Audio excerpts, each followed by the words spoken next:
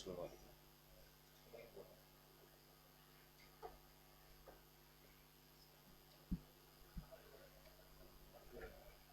இது என்னாச்சு? யூடியூப் என்னாச்சு?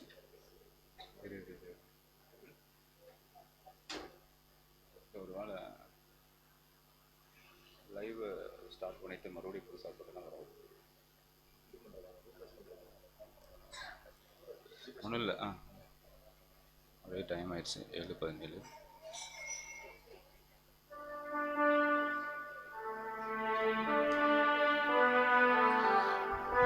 ஆரம்பிச்சிடலாங்க. கிறிஸ்துவுக்குள் அன்பாய் அழைக்கப்பட்ட அன்புக்குரிய சகோதர சகோதரிகள் யாவருக்கும் உங்கள் அனைவருக்கும் நம்முடைய ஆண்டவராக இயேசு கிறிஸ்துவின் மூலமாக அன்பின் வாழ்த்துக்களை தெரிவித்துக் கொண்டு, இது அந்த நாளிலும் கூட நம்முடைய பரமபிதா யெகோவா எனும் அவருடைய அன்பின் நாமத்தினால் ஒன்றாக கூட்டப்பட்டு அவருடைய சத்திய பாடங்களை கேட்கும்படிக்காக ஒவ்வொரு நாளும் நம்மளுக்கு தேவன் கிருபை செய்து வருகிறார். அதைத் தொடர்ந்து கூட இந்த நாளிலும் கூட நம்முடைய பிதாவாகிய தேவன் நாம் அனைவரும் ஒன்று சேர்த்து அவருடைய சத்தியத்தை வெளிப்படுத்த சித்தமாக இருக்கிறது கூட நாம் கிறிஸ்துவின் மூலமாக நன்றி சொல்லிக்கொண்டு, இந்த ஒரு மாலை வேலை கூடைக்கு ஆரம்ப பாடலாக நாம் அனைவரும் எழுந்து நின்று பாடல் எண் 73 அல்லேலூயா கர்த்தரே என்ற பாடல் நாம் அனைவரும் எழுந்து நின்று பாடுவோம். பாடலுக்கு பிற்பாக நம்முடைய அன்பு சகோதரர் மித்தேஷ் அவர்கள் முதலாவது ஜெபத்தை ஆரம்பிப்பார்.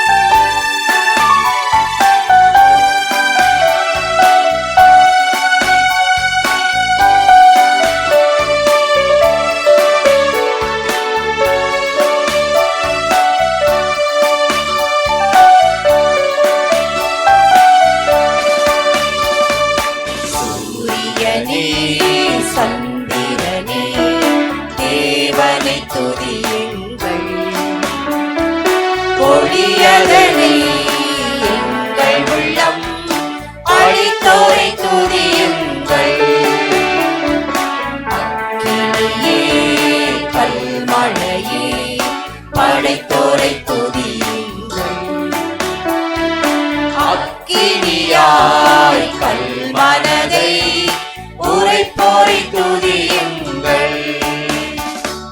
ராஜாதி ராஜனாம் இயேசுராஜன் பூமியை ஆளுகின்றார்.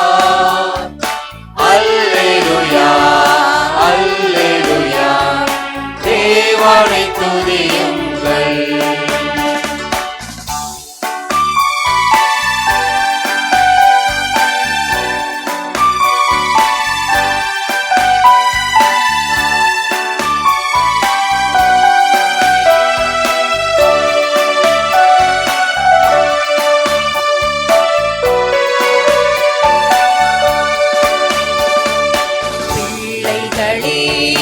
வாலிபரே தேவனை துதியுங்கள். வாழ்வதனை அவர் பணிக்கே கொடுத்தடி துதியுங்கள். பெரியவரே பிரபுக்களே தேவனை துதியுங்கள். செல்வங்களை இயேசுவுக்காய் செலுத்தியே துதியுங்கள். ராஜாதி ராஜனாம் இயேசுராஜன் பூமியை ஆளுகின்றார். அல்லேலூயா அல்லேலூயா தேவனை துதியுங்கள்.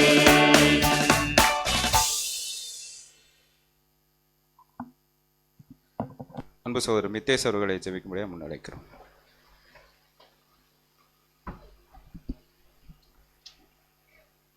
ஜெபம் செய்வோம். பரமண்டலங்களிலே வாசமாயிருந்து பூமியில் உள்ள மணமக்களாக இருக்கிற எங்களை கண்ணோக்கி பார்த்து நித்தமும் ஆசீர்வதித்து வழிநடத்தி வருகிற எங்கள் அன்பு தகப்பனே, உமக்கே அனைத்து துதி கணம் மகிமை யாவற்றையும் உம்முடைய ஒரே பேரான குமாரனின் நாமத்தின் மூலமாக ஏறெடுத்துக் கொள்கிறோம். தகப்பனே, இன்றைய நாளிலும் உலகத்திலே அற்பமும் குப்பையும் தூசியுமார்ந்த எங்களையும் பிரித்தெடுத்து உம்முடைய சத்தியங்களையும் வார்த்தைகளையும் கொடுத்து உம்முடைய குமாரனுடைய இரத்தத்தின் மூலம் எங்களை கழுவி சுத்திகரித்து இந்நாள் வரையிலும் எங்களை பாதுகாத்து வழிநடத்தி வந்த மகா பெரும் கிருபைக்காக கோடான கோடி நன்றிகளையும் ஸ்தோத்திரங்களையும் மேலடிக்கிறோம். அப்பா, இன்றைய நாளிலும் எங்கள் வாழ்நாளில் ஒரு நாளை கூட்டி கொடுத்து இந்நேரம் வரை உங்களுடைய தெய்வீக பிரசனம் எங்களோடு இருந்து வழிநடத்தி வந்த கிருபைக்காக நன்றி தகப்பனே. இனிவரும் காலங்களிலும் வேலைகளிலும் உமக்கேற்ற பிள்ளைகளாக சத்தியத்திற்கேற்ற வாழ்க்கையை நாங்கள் வாழ்ந்து கிறிஸ்துக்குள்ளான மரணத்தை மறித்து உம்முடைய ராஜ்யத்திலே நாங்கள் பிரவேசிக்க கிருபை தாரும் தகப்பனே. இன்றைய நாளிலும் சகோதர சகோதரிகளாய் உம்முடைய சன்னிதானத்திலே நாங்கள் ஒன்று கூடி வர செய்த உம்முடைய மகா பெரும் கிருபைக்காக நன்றி தகப்பனே. வந்திருக்கக்கூடிய ஒவ்வொரு சகோதர சகோதரிகளுக்காகவும் ஜபிக்கிறோம் தகப்பனே. வர தடைப்பட்ட அனைத்து சகோதர சகோதரிகளுக்காகவும் ஜபிக்கிறோம். அனைவரும் பொறுப்பெடுத்து வழிநடத்தும் தகப்பனே. இப்பொழுதும் அநேக தருணங்களிலே நாங்கள் தவறுகிறோம் தகப்பனே. நாங்கள் செய்கின்ற அக்கிரமங்களையும் பாவங்களையும் உம்மிடத்திலே நாங்கள் அறிக்கையிடுகிற அக்கிரமங்களையும் பாவங்களையும் விட்டு விடுகிறோம் தகப்பனே. அதை விட்டுவிடத்தக்கதான உம்முடைய பரிசுத்த ஆவியின் கிருபையும் பலத்தையும் தந்து ஒவ்வொரு நாளும் எங்களை பலப்படுத்தி வழிநடத்தும் தகப்பனே. சாத்தானின் வஞ்சக ஆவிகளுக்கும் இச்சையின் ஆவிகளுக்கும் நாங்கள் தலை சாய்த்து விடாதபடி உம்முடைய பரிசுத்த ஆவியை எங்களுக்கு பூர்ணமாய் தந்து எங்கள் சிந்தை சொல் செயல் மூன்றிலும் நாங்கள் கவனமுடைய பிள்ளைகளாக இருக்க உம்முடைய பரிசுத்த ஆவியின் பலத்தின் மூலமாக எங்கள் வழிநடத்தும் தகப்பனே. காலம் மிகவும் சமீபத்து வருகிறதையே உணர்ந்த பிள்ளைகளாய் கிறிஸ்து இந்த உலகத்திலே ஜீவித்த வாழ்க்கை போல நாங்களும் ஜீவிக்கவும் உமக்கேற்ற ஆவிக்குறை கனிகளை நாங்கள் காண்பித்து உம்முடைய குமாரனுக்கு ஒப்பான சாயலில் நாங்கள் மாறவும் உம்முடைய பரிசுத்தாவின் பலத்தை தந்து வழிநடத்தும் தகப்பனே. இப்பொழுதும் கேட்கக்கூடிய சத்தியத்திற்காகவும் நாங்கள் உம்மிடத்தை வருகிறோம் தகப்பனே. அதை நாங்கள் ஒரு காதிலே வாங்கி மறுக்காதிலே விட்டு விடாதபடி எங்கள் வாழ்க்கையிலே நாங்கள் ஒவ்வொன்றையும் பிரயோஜனப்படுத்திக் கொள்ளத்தக்கதாக உம்முடைய பகுத்தறிவின் ஆவியையும் உம்முடைய புரிந்து கொள்ளுதின் ஆவியுமே எங்களுக்கு தந்து எங்களை பலப்படுத்தும் தகப்பனே. இப்பொழுதும் எங்களுக்காக மாத்திரமல்ல உலகமெங்கிலும் இருக்கிற சகல பரிசுத்தவான்களுக்காகவும் ஜபிக்கிறோம் தகப்பனே. மாம்சீக பலவீனங்களிலும் அவைக்குரிய பலவீனங்களிலும் இருக்கக்கூடிய அனைத்து சகோதரர்களுக்காகவும் ஜபிக்கிறோம். அவருடைய பலவீனங்களிலிருந்து அவளை நீங்களாக்கி உமக்கேற்ற சத்தியத்தின் பாதையிலும் நீதியின் பாதையிலும் நாங்கள் அனைவரும் செம்மையாய் நடந்து உம்முடைய ராஜ்யத்திலே பிரவேசிக்க கிருபை தாரும் தகப்பனே. இப்பொழுதும் நாங்கள் கேட்டதையும் கேட்க மறந்த அனைத்து நல்லீவுகளையும் எங்களுடைய சுய சித்தத்தின்படி அல்ல தகப்பனே, உம்முடைய தயவுள்ள சித்தத்தின்படி எங்களுக்கு தந்து வழிநடத்த வேண்டுமாய் எங்கள் மீட்பரும் கண்மலையும் குருவும் போதகருமாக இருக்கிற ஆண்டவராகிய இயேசு கிறிஸ்துவின் நாமத்தினாலே உம்முடைய பொற்பாதம் தாழ பணிந்து வேண்டுகிறோம் எங்கள் ஜீவனுள்ள நல்ல தகப்பனே. ஆமென். அன்புக்குரிய சகோதர சகோதரிகளே, நாம் ஒவ்வொரு வாரமும் செவ்வாய்க்கிழமை தோறும் ரீப்ரின்ஸ் பாட வகுப்பு பார்த்து வருகிறோம். அதைத் தொடர்ந்து கூட இந்த நாளிலும் கூட ஒரு பாடத்தை பார்க்க இருக்கிறோம். பாடத்தின் தலைப்பானது சாவுக்கு ஏதுவான உங்கள் சரீரங்களை உயிர்ப்பிப்பார் என்ற தலைப்பின் கீழாக நம்முடைய அன்பு சகோதரர் வினோத் பாபு அவர்களை தூது கொடுக்கும்படியாக சபையின் சார்பாக முன்னழைக்கிறோம்.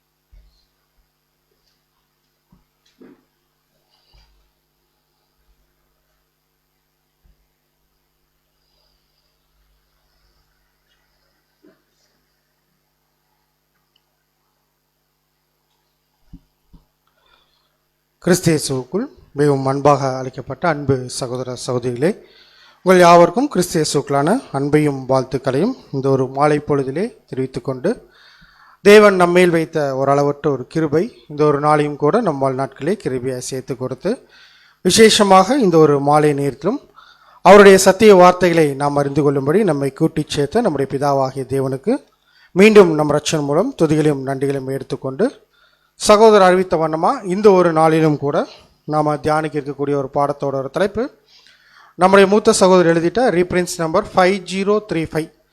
அதில் சகோதரர் வைச்ச ஒரு தலைப்பு என்ன அப்படின்னு பார்த்தோன்னா, சாவுக்கு ஏதுவான உங்கள் சரீரங்களை உயிர்ப்பிப்பார்.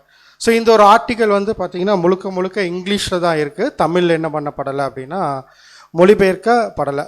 ஸோ சகோதரனும் இங்கிலீஷ்லேருந்து எடுத்து சகோதரனுக்கு புரிஞ்ச விஷயங்களை சகோதரன் இந்த பிபிடியாக போட்டு உங்களுக்கு சப்ஜெக்டாக நம்ம ப்ரெசென்ட் பண்ண இங்கே வந்திருக்கோம். ஸோ இந்த ஒரு தலைப்பில் சகோதரர் எடுத்து வைக்கக்கூடிய ஒரு பாயிண்ட் என்ன அப்படின்னா, நம்ம எல்லாருமே ஓடிட்டுருக்கிறோம். டார்கெட் என்ன அப்படின்னு பார்த்தோன்னா சபை. அப்படிங்கும்போது நம்ம என்ன ப்ராசஸ்குள்ளே போய் ஆகணும் அப்படின்னா, இந்த சாவுக்கு ஏதுவான இந்த உடலில் தேவன் ஒரு சில விஷயங்கள் என்ன பண்ணுறாரு பார்த்தோன்னா எதிர்பார்க்குறாரு. அதை யாரெல்லாம் சரியாக செஞ்சு அந்த விஷயத்தை முடிக்கிறாங்களோ அவங்களுக்கு என்ன பண்ணுறாங்கன்னு பார்த்தீங்கன்னா உயிர் தெழுதல் கொடுக்குறாரு. இதுக்கு எக்ஸாம்பிள் முதல்ல இதில் யார் செஞ்சு முடித்தாங்க அப்படின்னு பார்க்கணும். நம்ம ஆண்டவராகிய இயேசு கிறிஸ்து இந்த உலகத்தில் வந்தார். உலகத்தில் வந்த அவர் உலகத்தில் வந்து மனுஷனாக பிறந்து வாழ்ந்து மரித்து என்ன பண்ணார் பார்த்தீங்கன்னா உயிர் தெழுந்து பிதாவாகிய தேவனிடத்தில் போன மாதிரி இங்கே இருக்கக்கூடிய ஒவ்வொருவரும் நம்மளுடைய இந்த ஒரு ப்ராசஸ் வந்து பார்த்தீங்கன்னா கண்டிப்பாக நடக்கணும் அப்படிங்கிறத வந்து பார்த்தீங்கன்னா இந்த ஒரு டைட்டில் ஃபுல்லாகவே எழுதிக்கிறது. ஆனால் இந்த டைட்டிலில் சகோதரர் ஸ்ட்ரெஸ் பண்ண வேண்டிய ஒரு முக்கியமான ஒரு கருத்து என்னென்னு பார்த்தீங்கன்னா, இந்த ஒரு ப்ராசஸ்க்குள்ளே எல்லாருமே போகிறோம் இல்லையா, போகும்போது எது ரொம்ப முக்கியம், எதை வந்து ரொம்ப கவனம் செலுத்தினா அது சரியாக வேலை செஞ்சால் நம்மளுடைய சரீரம் உயிர்ப்பிக்கப்படும் அப்படிங்கிற ஒரு கோர் பாயிண்ட் எடுத்து என்ன பண்ணுறான்னு பார்த்தோன்னா இப்போ சொல்லியிருக்கிறேன். ஸோ அந்த கோர் பாயிண்ட்டு நம்ம போக போக என்ன பண்ணலான்னு பார்த்தோன்னா இந்த சப்ஜெக்ட் போகும்போது நம்ம பிடிச்சிக்கலாம். இதுக்கு ஆதாரமாக சகோதரர் எடுத்துட்ட ஒரு வசனம் என்ன அப்படின்னு பார்க்கும்போது ரோமர் 8:11. ரோமர் 8:11. அன்றியும் இயேசுவை மரித்தோரிலிருந்து எழுப்பினவருடைய ஆவி உங்களில் வாசமாயிருந்தால் கிறிஸ்துவை மரித்தோரிலிருந்து எழுப்பினவர் உங்களில் வாசமாயிருக்கிற தம்முடைய ஆவியினாலே சாவுக்கு ஏதுவான உங்கள் சரீரங்களையும் உயிர்ப்பிப்பார். ஸோ ரொம்ப அழகாக சகோதரர் என்ன பண்ணுறாரு பார்த்தீங்கன்னா ஒரு ரெஃபரன்ஸ் வேர்சஸ் கொடுத்துருக்கு. முழுக்க இன்றைக்கி நம்ம பார்க்குறது எல்லாமே எங்கிருந்து தான் இருக்கும் அப்படின்னு பார்த்தீங்கன்னா ரோமர் புக்ஸில் இருந்தால் வந்து பார்த்திங்கன்னா அநேக விஷயங்கள் ரோமருக்கு எழுதின காரியங்களை சகோதரர் என்ன பண்ணிக்காருன்னா மேற்கோள் காட்டி இந்த விஷயங்களுக்குள்ள புது சிருஷ்டிகளாக அழைக்கப்பட்ட நம்ம ஓடிட்டு இருக்கிறோம் அப்படின்னா நம்மளுடைய சரீரம் என்ன பண்ணப்படணும்னா உயிர்ப்பிக்கப்படணும். அப்போ இந்த விஷயத்தை நம்ம புரிஞ்சுக்கணும் அப்படின்னா இந்த விஷயத்துக்குள்ளே இருக்கக்கூடிய அந்த டெப்த்தை என்ன பண்ணணும்னு பார்த்தீங்கன்னா நல்லா புரிஞ்சுக்கிட்டா மட்டும்தான் நம்மளுடைய சரீரம் உயிர்ப்பிக்கப்படுறது எப்படி அப்படிங்கிற அந்த ப்ராசஸ் என்ன பண்ண முடியும் நமக்கு புரியும். இப்போ சகோதரர் என்ன ஒரு பாயிண்ட் கொடுக்குறாருன்னா, இந்த வசனத்தை நம்ம வச்சுக்கலாம், பட்டு நல்லா யோசிச்சு பாருங்க, இந்த மனுஷங்களில் இருந்து உயிர்த்தெழுதலுக்குள்ளே போகிறது பாசிபிளான ஒரு விஷயமா அப்படின்னு கேட்டால் பாசிபிளே இல்லை. ஏன் அப்படின்னா நம்ம எல்லாமே என்ன நிலைமையில் இருக்கிறோம், பாவிகள். அது தாவீது எப்படி சொன்னா, தான் என்னை பாவத்தில் கர்ப்பம் தரித்தாள் துர்குணத்தில் நன்மன் உருவானேன் அப்படிங்கும்போது இந்த ஒரு சரீரத்திலிருந்து தேவனுடைய அந்த மகத்துவமான விஷயத்துக்குள்ளே போகிறது பாசிபிளே கிடையாது. ஆனால் தேவன் என்ன பண்ணுறாரம்மா, இந்த ஒரு சரீரத்துக்குள்ளே தான் நீங்கள் இருக்கணும். ஆனால் எங்கே போகணும், அந்த மேலான உயிர்த்தெழுதலுக்குள்ளே போகணுங்கிற ப்ராசஸை என்ன பண்ணிக்கிறான்னு பார்த்தீங்கன்னா ஒரு திட்டமாக என்ன பண்ணிக்கிறாராமா வச்சுருக்காரு. இந்த திட்டத்தை மனுஷங்க என்ன பண்ணாலும் எவ்வளோ கோடி செலவழித்தாலும் தங்களால் இந்த உயிர்த்தெழுதலுக்குள்ளே போக முடியுமா அப்படின்னு கண்டிப்பாக பண்ண முடியாது. போக முடியாது. அப்போ இது யாரே முயற்சி எடுக்கணும் அப்படின்னா தேவனே என்ன பண்ணணும், இதுக்கான முயற்சி எடுக்கும். அப்போ தேவனே எப்படி முயற்சி எடுக்கிறார் அப்படிங்கும்போது படிக்கலாம் பாருங்க. ரோமர் 8:3. ரோமர் 8:3. அதெப்படியெனில் மாம்சத்தினாலே பலவீனமாயிருந்த நியாயப்பிரமாணம் செய்யக்கூடாததை தேவனே செய்யும்படிக்கு தம்முடைய குமாரனை பாவ மாம்சத்தின் சாயலாகவும் பாவத்தை போக்கும் பலியாகவும் அனுப்பி மாம்சத்திலே பாவத்தை ஆக்கினைக்குள்ளாக தீர்த்தார். ரொம்ப கிளியரா இந்த ப்ராசஸ்னுடைய ஒரு பிளானை யார் கொடுத்துட்றாங்க அப்படின்னா தேவனே முன்னெடுக்கிறார். இப்போ நீங்க எல்லாரும் என்ன பண்ணணும்னா பாவிகள், இந்த பாவிகள் தேவனுடைய அந்த ஒரு மேலான இடத்துக்கு வரணும்னு பாசிபிளே கிடையாது. ஆனால் மேலான இடத்துக்கு வரக்கூடிய முயற்சியை ஸ்டார்ட் பண்ணுறதை யார் ஸ்டார்ட் பண்ணி வைக்கிறேன்னா நான் ஸ்டார்ட் பண்ணி. இது யார் மூலியமாக ஸ்டார்ட் பண்ணுறேன் அப்படின்றது என்னோட குமாரன் மூலியமாக என்ன பண்ணுறேன்னு பார்த்தீங்கன்னா ஸ்டார்ட் பண்ணுறேன் அப்படிங்கிறது. அப்போ நம்ம ஃபஸ்ட்டு என்ன பார்க்க போகிறோன்னா, நம்ம எல்லாருமே உயிர்த்தெழுதலுக்குள்ளே போகணும் இல்லையா? உயிர்த்தெழுதலுக்குள்ளே போகணும் அப்படின்னா தேவன் ஒரு பேஸாக ஒரு என்ன பண்ணிக்கணும், ஒரு பிளான் வச்சுக்கணும். அந்த பிளான் என்னன்னு ஃபஸ்ட் என்ன பண்ண போகிறோம்னா பார்க்க போகிறோம். ரெண்டாவது என்ன பார்க்க போகிறோம் அப்படின்னா இந்த பிளானில் எது ரொம்ப முக்கியம், நமக்குள்ளே இருக்கக்கூடிய எது ரொம்ப முக்கியம், அந்த விஷயத்தை நம்ம சரியாக செஞ்சிட்டோம் அப்படின்னா தேவனுடைய திட்டத்தில் என்ன பண்ணிடலாம் பார்த்தா உயிர் தெளிந்து போகலாம். அப்போ இந்த விஷயத்தை நம்ம செய்யறதுக்கும் தேவன் என்ன பண்ணலன்னு பார்த்தீங்கன்னா இங்கே ஒரு பிளான் கொடுத்த மாதிரி அடுத்த ஒரு விஷயத்தை என்ன பண்ணுறாரு பார்த்தீங்கன்னா நாம் சரியாக ஓடி முடிக்கிறதுக்கு ஒரு விஷயத்தை உந்துதலாக என்ன பண்ணுறாரு பார்த்தீங்கன்னா நமக்குள்ளே கொடுக்குறாரு. இந்த கான்செப்டை என்ன பண்ண போகிறோன்னு பார்த்தீங்கன்னா இந்த ஒரு ரீப்ரின்ஸை நம்ம படிக்கிறோம். ஸோ சகோதரர் ஃபஸ்ட்டு எடுத்தோன்னே என்ன சொல்கிறேன்னா தேவன் இந்த வெளிச்சத்தை கொடுத்துருக்காரு இல்லையா, இந்த வெளிச்சத்தை பல பேர்னால் என்ன பண்ண முடியாதாம்மா, பார்க்கவே முடியாது. இந்த பைபிளில் தான் இந்த திட்டம் இருக்கு. எல்லாருக்கும் அண்டர்ஸ்டாண்ட் ஆயிடுச்சா அப்படின்னா கண்டிப்பாக பண்ண முடியாது, அண்டர்ஸ்டாண்ட் பண்ண முடியாது. அப்போ எல்லாருக்கும் அண்டர்ஸ்டாண்ட் ஆகாது. தேவனுடைய வெளிச்சத்தை பெற்ற பிள்ளைகள் மட்டும் என்ன பண்ணா இந்த விஷயத்தை டீப்பாக தேவனுடைய சிந்தையிலிருந்து இந்த விஷயத்தை படித்தா மட்டும்தான் என்டையர் தேவனுடைய பிளானும் என்ன ஆகும்னு பார்த்தா தெரியும். இந்த தேவனுடைய பிளானை தெரியறதுக்கும் தேவனை என்ன பண்ணுமாமா முயற்சி எடுத்து நமக்கு என்ன கொடுக்கணும்னு பார்த்தீங்கன்னா அந்த விஷயத்தை கொடுத்தா மட்டும்தான் நம்மளால் என்ன பண்ண முடியும் அப்படின்னா தேவனுடைய இந்த விஷயத்தை என்ன பண்ண முடியும். இப்போ தேவனுடைய விஷயத்துக்குள்ளே நம்ம போய் நம்ம உயிர்த்தெழுதுக்குள்ளே போகணும் இல்லையா? போகணும் அப்படின்னா தேவன் நம்மகிட்ட என்ன எதிர்பார்க்குறாரு? கீழ்ப்படுதல். இன்னும் பெற்றா இந்த சரீரத்திலேருந்து என்ன எதிர்பார்க்குறாரு? அர்ப்பணிப்பு. இந்த விஷயத்தான் ஃபஸ்ட்டு சொல்கிறார். அப்போ இந்த சாவுக்கு எதுவான இந்த உடலிருந்து நம்ம உயிர்த்தெழுதலுக்குள்ளே போகணும் அப்படின்னா ஃபஸ்ட்டு தேவன் எதிர்பார்க்குற விஷயம் என்னன்னா இந்த ஒரு விஷயம் அப்படிங்கிற படிக்கலாம். ரோமர் 12:1. ரோமர் 12:1. அப்படி இருக்க சகோதரரே, நீங்கள் உங்கள் சரீரங்களை பரிசுத்தமும் தேவனுக்கு பிரியமுமான ஜீவ பலியாக ஒப்புக்கொடுக்க வேண்டுமென்று தேவனுடைய இரக்கங்களை முன்னிட்டு உங்களை வேண்டிக் கொள்ளுகிறேன். இதுவே நீங்கள் செய்யத்தக்க புத்தியுள்ள ஆராதனை. ஸோ ஃபர்ஸ்ட் ப்ராசஸ் என்ன ஸ்டார்ட் பண்ணிட்டாருன்னா நம்ம சரியா அந்த தேவனுடைய திட்டத்திற்குள்ள இசைந்து போய் உயிர்த்தெழுதலுக்குள்ள வரணும் அப்படின்னா வாழ்கிற காலத்தில் நம்ம செய்ய வேண்டிய ஒரு விஷயம் என்ன அப்படின்னு பார்க்கும்போது நம்மளுடைய சரீரத்தை என்ன பண்ணுமாமா ஜீவ பலியாக கொடுக்கணும். அப்போ பலி கொடுக்குற விஷயம் எப்போ அக்செப்ட் பண்ண ஆரம்பிக்குதுன்னு பார்த்தீங்கன்னா எப்போ தேவனோடு இந்த நல்மனசாட்சியின் உடன்படிக்கை எடுத்ததுக்கப்புறம் நம்ம செய்யக்கூடிய எல்லா விஷயமும் நம்ம சாக்ரிஃபைஸ் எல்லாமே எப்படி தேவன் பார்க்குறான்னு பார்த்தீங்கன்னா நம்ம சரீரத்துலேருந்து என்ன பண்ணுறோன்னு பார்த்தீங்கன்னா ஜீவ பலியாக கொடுக்குறோம் அப்படி. ஆனால் இங்கே ஒரு பாயிண்ட் என்ன பண்ணுறான்னு பார்த்தீங்கன்னா இன்னொரு கொஞ்சம் ஸ்டார்ட் பண்ணுறேன். எப்படி ஸ்டார்ட் பண்ணுறேன்னா இந்த இடத்துல நம்ம அர்ப்பணிக்கிறோம் இல்லையா, அர்ப்பணிக்கும் போது மட்டும் தேவன் என்ன பண்ணுறாரம்மா இந்த விஷயத்தை அக்செப்ட் பண்ணுறாரு இல்லையா, அக்செப்ட் பண்ணும்போது என்ன இந்த இடத்துல நடக்குது. அப்போ ஏதோ ஒரு விஷயம் நம்ம சரீரம் என்ன பண்ணுறோம் பலியாக கொடுக்குறோம், சாக்ரிஃபைஸ் கொடுக்குறோம். சாக்ரிஃபைஸ் கொடுக்கறது முன்னாடி கொடுத்துருப்ப மாட்டோமா, கொடுத்துருப்போம். பட் இது என்ன பண்ணுறான்னு பார்த்தீங்கன்னா ஜீவ பலியாக அக்செப்ட் பண்ணணும்ல, அக்செப்ட் பண்ணணும் அப்படின்னா இந்த இடத்துல நடக்கிற ஒரு விஷயந்தான் அதற்கு என்ன ஆகுதுன்னு பார்த்தீங்கன்னா ஆணித்தரமாக இருக்குது. அப்போ என்ன விஷயம் இந்த இடத்துல நடக்குது? பரிசுத்தாவி கொடுக்குற வேற புது சிருஷ்டி இன்னும் கொஞ்சம் பெற்றா, ஆவில் ஜனிப்பிக்கப்படும் இன்னும் கொஞ்சம் பெற்றா, கிறிஸ்துவை ஆடையதும் இன்னும் கொஞ்சம் அர்ப்பணிப்பா அக்செப்ட் பண்ண. பட் இங்கே என்ன சொல்கிறோம் அப்படின்னா நான் உலகத்துக்கு என்ன பண்ணிட்டேன் மறிச்சிட்டேன். ஃபஸ்ட்டு பாயிண்ட் அதுதான். நான் இதுக்கப்புறம் என்ன பண்ணுறேன்னு பார்த்தீங்கன்னா என்னுடைய சொந்த விருப்பு வெறுப்பு எல்லாத்தையும் என்ன பண்ணுறேன் விட்டுட்டேன். இந்த உலகத்துக்கு நான் எப்படி இருக்கிறேன்னு பார்த்தீங்கன்னா மரிச்சவனா இருக்கிறேன். என்னுடைய மனம் என்ன ஆகுதுன்னு பார்த்தீங்கன்னா எல்லாமே இங்கிருந்து என்ன பண்ணப்படுது, கணக்கிடப்படுது. ஒரு வசனம் உங்களுக்கு ஞாபகம், அறியாமையுள்ள காலங்களில் தேவன் எப்படி இருந்தார், காணாதவர் போறது. அப்ப எப்ப நம்மளுடைய சாக்ரிஃபைஸை கொடுக்குறோன்னு சொல்லி தேவனோடு நல்மனசாட்சியின் உடன்படிக்கை எடுத்து வந்து நம்ம செய்யக்கூடிய ஒவ்வொரு விஷயமுமே யாருடைய சமூகத்துக்கு போய் சேருது அப்படின்னா தேவனுடைய சமூகத்துக்கு என்ன ஆகுதுன்னு பார்த்தீங்கன்னா போய் சேருது. அப்போ அது வரைக்கும் என்ன பண்ணுறது, தேவன் என்ன பண்ணுறது இல்லைன்னு பார்த்தீங்கன்னா கன்சிடர் பண்ணுறது இல்லை. அப்போ இங்கிருந்து என்ன பண்ணுதுன்னு பார்த்தீங்கன்னா எல்லாமே என்ன பண்ணப்படுது, கணக்கு பார்க்கப்படுகிறது அப்படிங்கிற பஸ். ஆனால் இந்த ஒரு விஷயத்தை எப்படி சொல்லிட்டார் பார்த்தீங்கன்னா இது கொடுக்கும் போதே என்னன்னு பார்த்தீங்கன்னா ஒரு கருவா என்ன பண்ணுதுன்னு பார்த்தீங்கன்னா கொடுக்கப்படுது.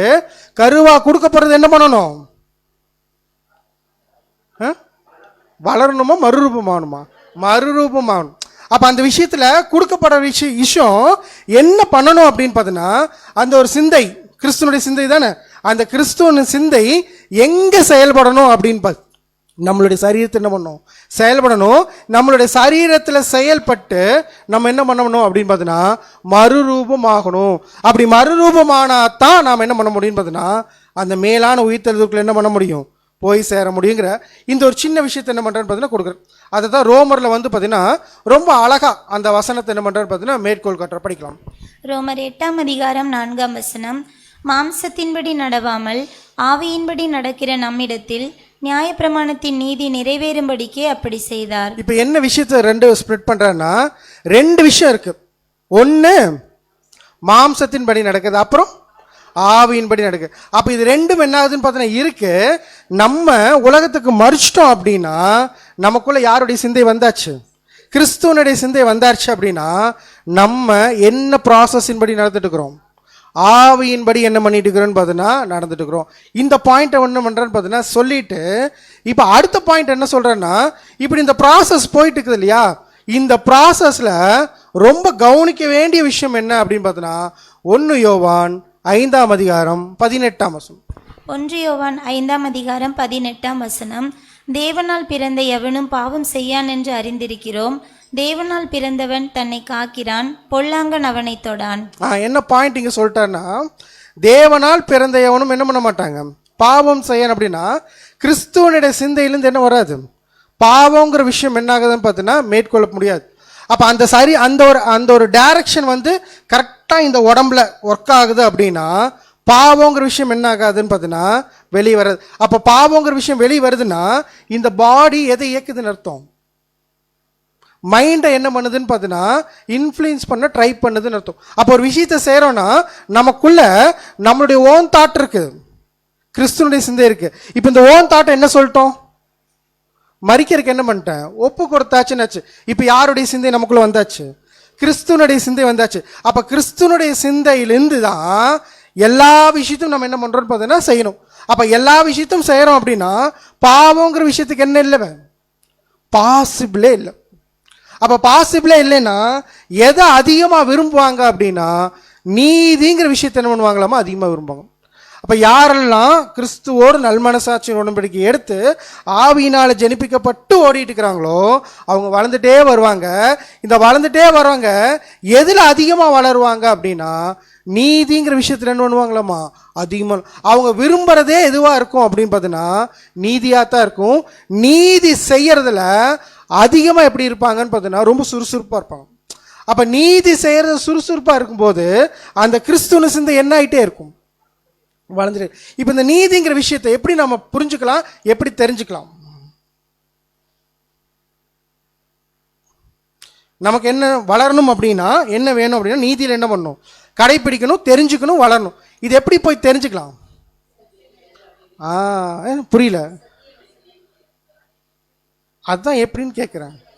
சகோதரியை கரெக்டாக சொல்கிறாங்க. சத்திய வசனம் அது எங்கே சொல்லப்படுதுன்னா எங்கெல்லாம் வந்து தேவனுடைய வார்த்தைகள் பிரசங்கிக்கப்படுதோ அங்கே என்ன பிரசங்கிக்கப்படுது, நீதி எதுங்கிற விஷயத்தை என்ன பண்ணுறாரு பார்த்தீங்கன்னா தேவன் நமக்கு கற்றுக் கொடுக்குறாரு. அப்போ அந்த கற்றுக் கொடுக்குற விஷயம் நமக்கு பிரயோஜனமாக இருக்க. சகோதரி கூட பிரேயர் சொன்னல, ஒரு காதில் வாங்கி மறு காதில், ஏன் அப்படின்னா ஒரு காதில் வாங்கி மறு காதில் போயிடுச்சு அப்படின்னா என்ன இருக்காது, பிரயோஜனம் இருக்காது. அப்போ சத்திய வசனங்கள் ஒவ்வொன்றும் நம்ம என்ன விசுவாசிக்கிறோம் அப்படின்னா யாருடைய பரத்திலிருந்து வருது, தேவனுடைய கரத்திலிருந்து வருது. தேவனுடைய கரத்திலிருந்து வந்து சகோதரர் ஒரு கருவியா என்ன பண்றாங்கன்னு பார்த்தீங்கன்னா அந்த சத்திய வசனத்தை நமக்கு என்ன பண்றாங்கன்னு பார்த்தீங்கன்னா போதிக்கிறாங்க. அப்ப போதிக்கும் போது என்ன விஷயத்தை நம்ம தெரிஞ்சுக்கிறோம்னா தேவன் என்ன விஷயத்தை என்ன பண்றாரு விரும்புறாருங்கிறது என்ன பண்ணிக்கிறோம்னு தெரிஞ்சுக்கிறோம். அப்ப என்ன விஷயத்தை விரும்புறாருங்கிறத எப்படி தெரிஞ்சுக்கோன்னா இதுதான் தேவன் எதிர்பார்க்கக்கூடிய நீதி. அப்ப தேவன் எதிர்பார்க்கக்கூடிய நீதியை எங்க வந்து பார்க்கிறோம் இந்த இடத்துல. அதனாலதான் வந்து பாத்தீங்கன்னா ஒரு வசனம் என்ன சொல்லுங்கன்னா சபை கூடி வருதலை சிலர் விட்டு கெடுப்ப நீங்களும் என்ன பண்ணாதீங்க விட்டு விடாது. அப்ப என்ன அர்த்தம் அப்படின்னா அங்க என்ன பிரசங்கிக்கப்படுது நீதிங்கிற விஷயம் பிரசங்கிக்கப்படுது. அப்ப நீதி நீங்க கத்துக்கிட்டாதான் எதுல வளர முடியும் அப்படின்னா உங்களுடைய ஆவிக்குரிய வளர்ச்சி என்ன ஆகும் இருக்கும். அப்படிங்கும்போது அந்த நீதியை பிரசங்கிக்கிறதே விட்டுட்டா நம்மளால என்ன பண்ண முடியாது அப்படின்னு பார்த்தீங்கன்னா சரியா தேவன் எதிர்பார்க்குற வளர்ச்சிக்குள்ள என்ன பண்ண முடியாதுன்னா போக முடியாது. பட் இதை நம்ம நீதியை கத்துக்கிறோம் எல்லாமே ஓகே. இதில் நம்ம சுய ஒரு விஷயத்தினால பண்ணிட முடியுமா அப்படின்னா பண்ண முடியாது. இப்போ தேவன் அடுத்த ஒரு திட்டத்தை வைக்கிறார். என்னன்னா யாரெல்லாம் அவர் கூட நல் மனசாட்சியின் உடன்படிக்கை இருக்கிறாங்களோ என்ன கொடுக்குறாராமா பரிசுத்த ஆவி குரு. இப்போ நம்ம என்ன பண்ணிட்டு இருக்கிறோம்னா ஒரு பேஸ் லைன் பார்த்துட்டு இருக்கிறோம். பேஸ் லைன் என்ன பண்ணுவீங்க நீங்கள் ரொம்ப அழகாக எங்கூட ட்ராவல் பண்ணிக்கிறீங்க. இதே ட்ராவல் என்ன பண்ண உற்சாகமாக ட்ராவல் பண்ணலாம். இப்போ நம்ம என்ன பண்ணுறோம் நீதி கற்றுக்குறோம். இந்த நீதி சரியாக புரியணும். தேவன் என்ன கொடுக்குறாரு பரிசுத்த ஆவி. பேசுறதுக்கு மட்டும்தான் கொடுக்குறாரா இல்லை எல்லாத்துக்குமே என்ன பண்ணுறாருன்னா கொடுக்க. அப்போ எல்லாத்துக்குமே கொடுக்கும்போது பர்பஸ் என்ன எல்லாத்துக்குமே என்ன புரியணும்னா தேவன் கொடுக்கக்கூடிய நீதி என்ன பண்ணணும்னா புரியணும். அப்ப தேவன் கொடுக்கக்கூடிய நீதி புரிஞ்சுதான் நம்ம என்ன பண்ண முடியும் அப்படின்னா சத்திய வசனத்தின் பிரகாரம் என்ன பண்ண முடியும்னா வாழ முடியும். இப்ப தேவன் கொடுக்கக்கூடிய நீதி எல்லாத்துக்கும் ஒரே அளவுல போய் சேர்ந்துருமா எப்படி அவங்க அவங்களுக்கு என்னென்ன விஷயத்துல வந்து விருப்பம் இருக்கோ இல்லை எப்படி வந்து அவங்க புரிஞ்சுக்கிறாங்களோ அதன் வடையில் என்ன பண்ணுறாங்க அந்த விஷயத்த செய்கிறாங்க. ஆனால் தேவன் கொடுக்கக்கூடிய பர்பஸ்ன்னு ஒன்று இருக்கு இல்லையா ஹோலி ஸ்பிரிட்டா அதை சகோதரன் என்ன சொல்லணும்னா ரெண்டு விஷயத்துக்காக தேவன் என்ன பண்ணுறாராமா இந்த பரிசுத்தாவே நமக்கு கொடுக்குறாரு. ஒன்று நம்மளுடைய உந்துதல்னா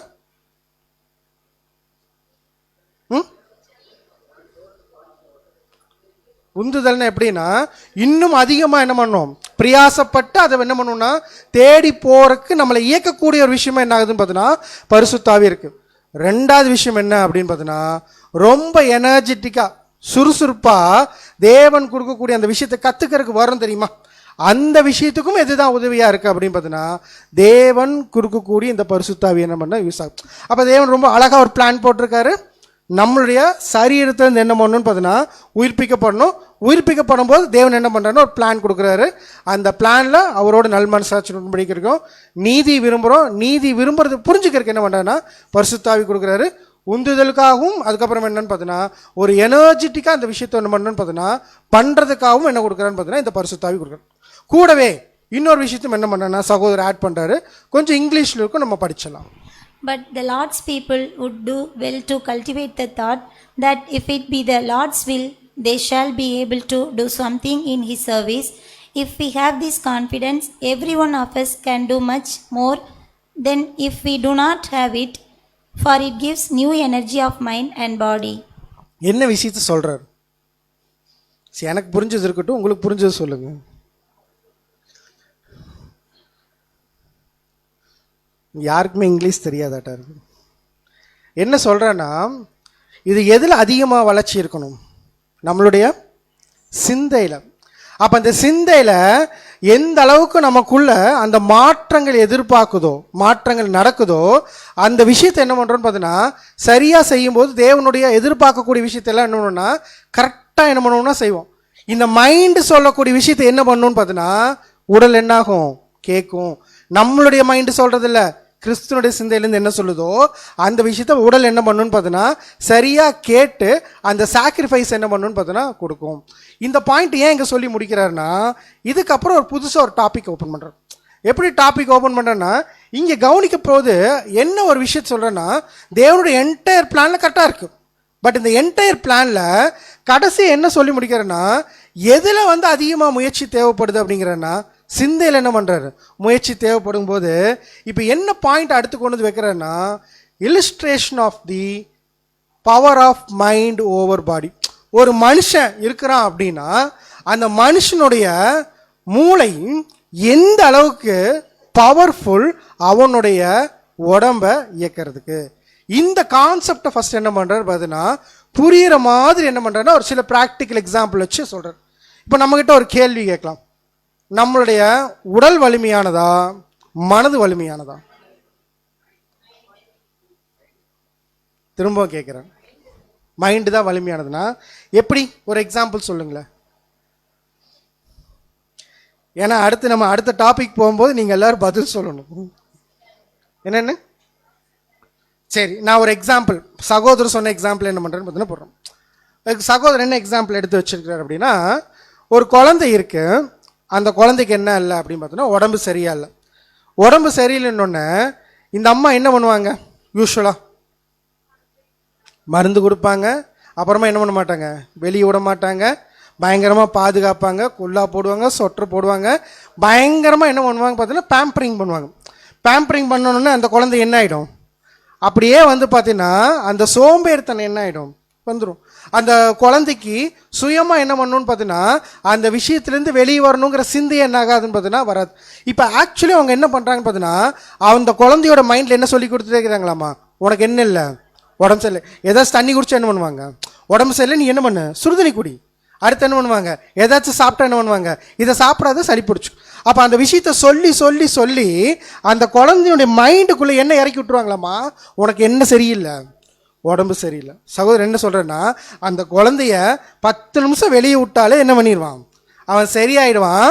ஆனால் அந்த குழந்தையோட மைண்டில் போய் உட்கார்ந்து இந்த விஷயத்த சொல்லி சொல்லி சொல்லி என்ன பண்ணிடுறாங்க அப்படின்னா இன்னும் அவனை அதிகமாக என்ன தான் பண்ணுறாங்களாமா, நோய் வாய்ப்படுற மாதிரி தான் என்ன பண்ணுறாங்கன்னா செய்கிறாங்க. அப்போ மைண்டுக்கு என்ன பவர் இருக்குன்னா ஒரு விஷயத்த ஃப்ரீயாக ஒரு கொஞ்சம் நேரம் விட்டுட்டாலே என்ன ஆகிடும், அந்த விஷயத்துலேருந்து என்ன பண்ணிடலான்னு பார்த்தீங்கன்னா வெளியே வந்துடலாம். உதாரணத்துக்கு நமக்கு எல்லாத்துக்குமே ஆஃபீஸ் போனால் தலைவலி வருமா வராதா? கண்டிப்பாக வரும். தலைவலி வந்து என்ன பண்ணுவோம்,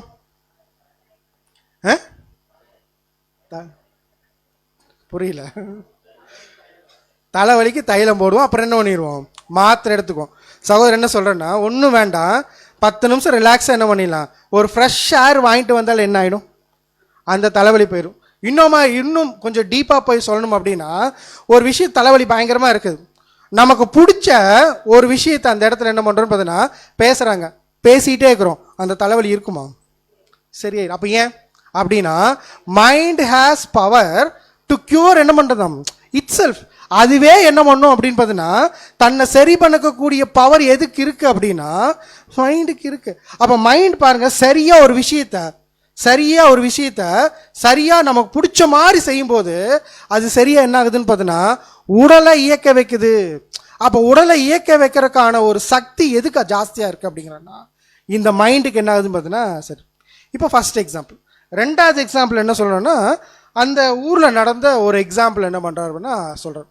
அந்த ஊரில் என்ன ஒரு விஷயம் நடந்துச்சு அப்படின்னா ஒரு அம்மா அவங்களோட பிரச்சனை என்ன அப்படின்னா அவங்கள ஒரு மைண்டுக்குள்ளே என்ன திங்க் பண்ணிட்டாங்க அப்படின்னா தன்னை ஒரு கண்ணாடியாக என்ன பண்ணிட்டாங்களாமா திங்க் பண்ணிட்டாங்க. அவங்க என்ன யோசிச்சிட்டாங்க அப்படின்னா நான் யார் அப்படின்னா கண்ணாடி எப்படிப்பட்டது அப்படின்னா கீழே விழுந்தா என்ன ஆயிரும், உடஞ்சிரும், தட்டினா என்ன ஆயிரும், உடஞ்சிரும்னு சொல்லிட்டு பெட்டை விட்டு எந்திரிக்கவே மாட்டாங்களாம். பெட்டை விட்டு எந்திரிக்காம அவங்க மைண்டே என்ன ஆயிடுச்சு அப்படின்னா தன்னை கண்ணாடியாவே என்ன பண்ணிட்டாங்களாமோ. இப்போ இந்த கண்ணாடியாவே நினைச்சங்காட்டி அவங்களால என்ன பண்ண முடியலன்னா சரி வர எல்லாரும் செய்யற மாதிரியான வேலையை என்ன பண்ண முடியல, செய்யவே முடியல. அவங்க எந்திரிச்சு நடந்தால் என்ன பண்ணிடுவாங்க, பயப்படுவாங்களாம். ஏன் பயப்படுவாங்கன்னா நடந்தா என்ன ஆயிடுவேன் நான் உடஞ்சி கீழே விழுந்துடும். அப்போ அவங்க மைண்டோடைய பவர் பாருங்க அப்படிங்கிறார். என்ன மைண்டோடைய பவர்னா அவங்களுடைய உடல் சரீரம் சதையினாலையும் ரத்தத்தினாலையும் ஆனது தான்.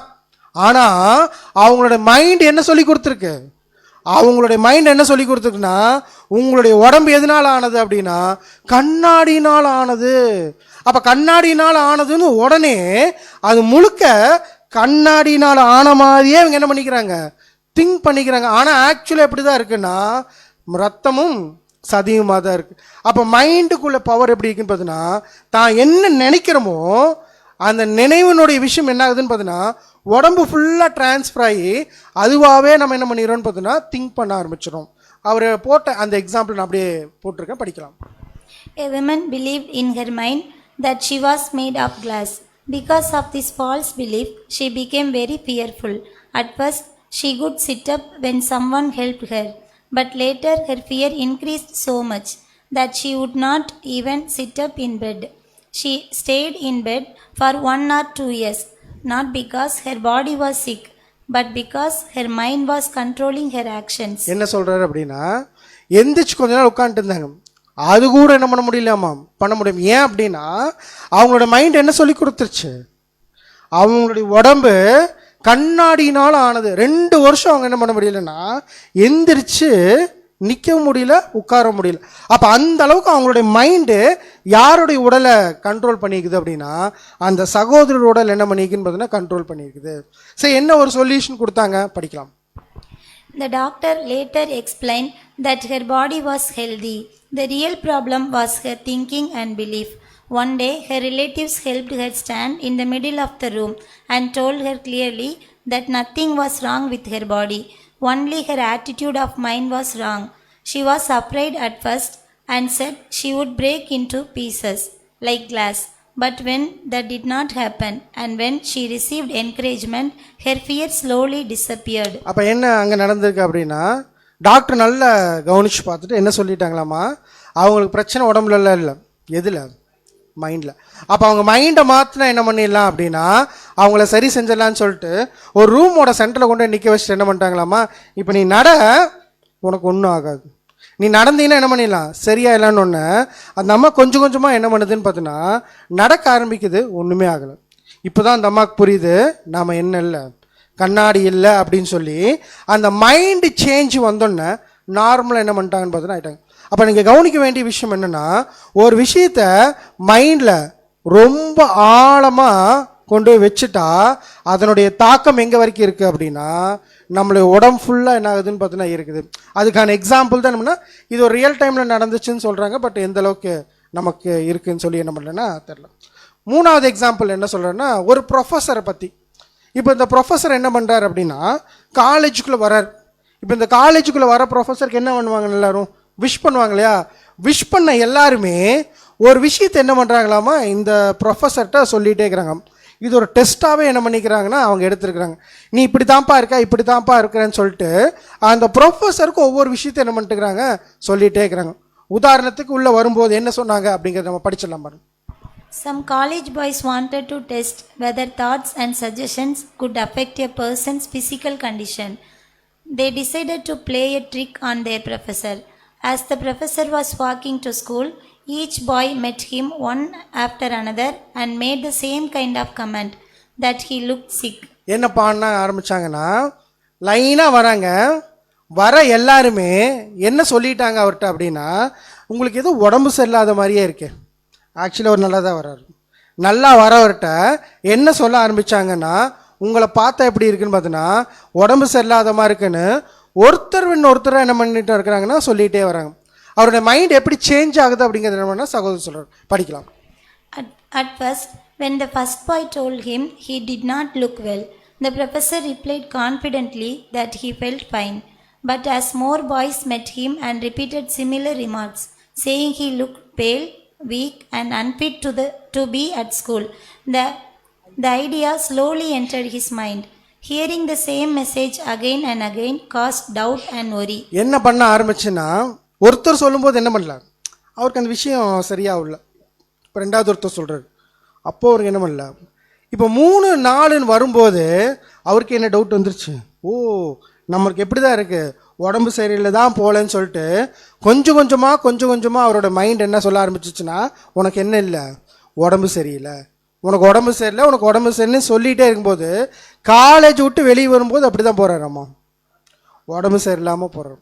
அப்போ மைண்டோடைய பவர் பாருங்கள். அப்போ மைண்டோடைய பவர் எப்படி இருக்குது அப்படின்னா, ஒரு விஷயத்த ஆணித்தரமாக ஒரு விஷயத்த சொல்லிகிட்டே இருந்தால் அந்த சொல்கிற விஷயத்த நம்ம நம்பிட்டோம் அப்படின்னா அந்த நம்பின விஷயம் நம்மளோட உடல் என்ன பண்ணுதாமா இயக்குது.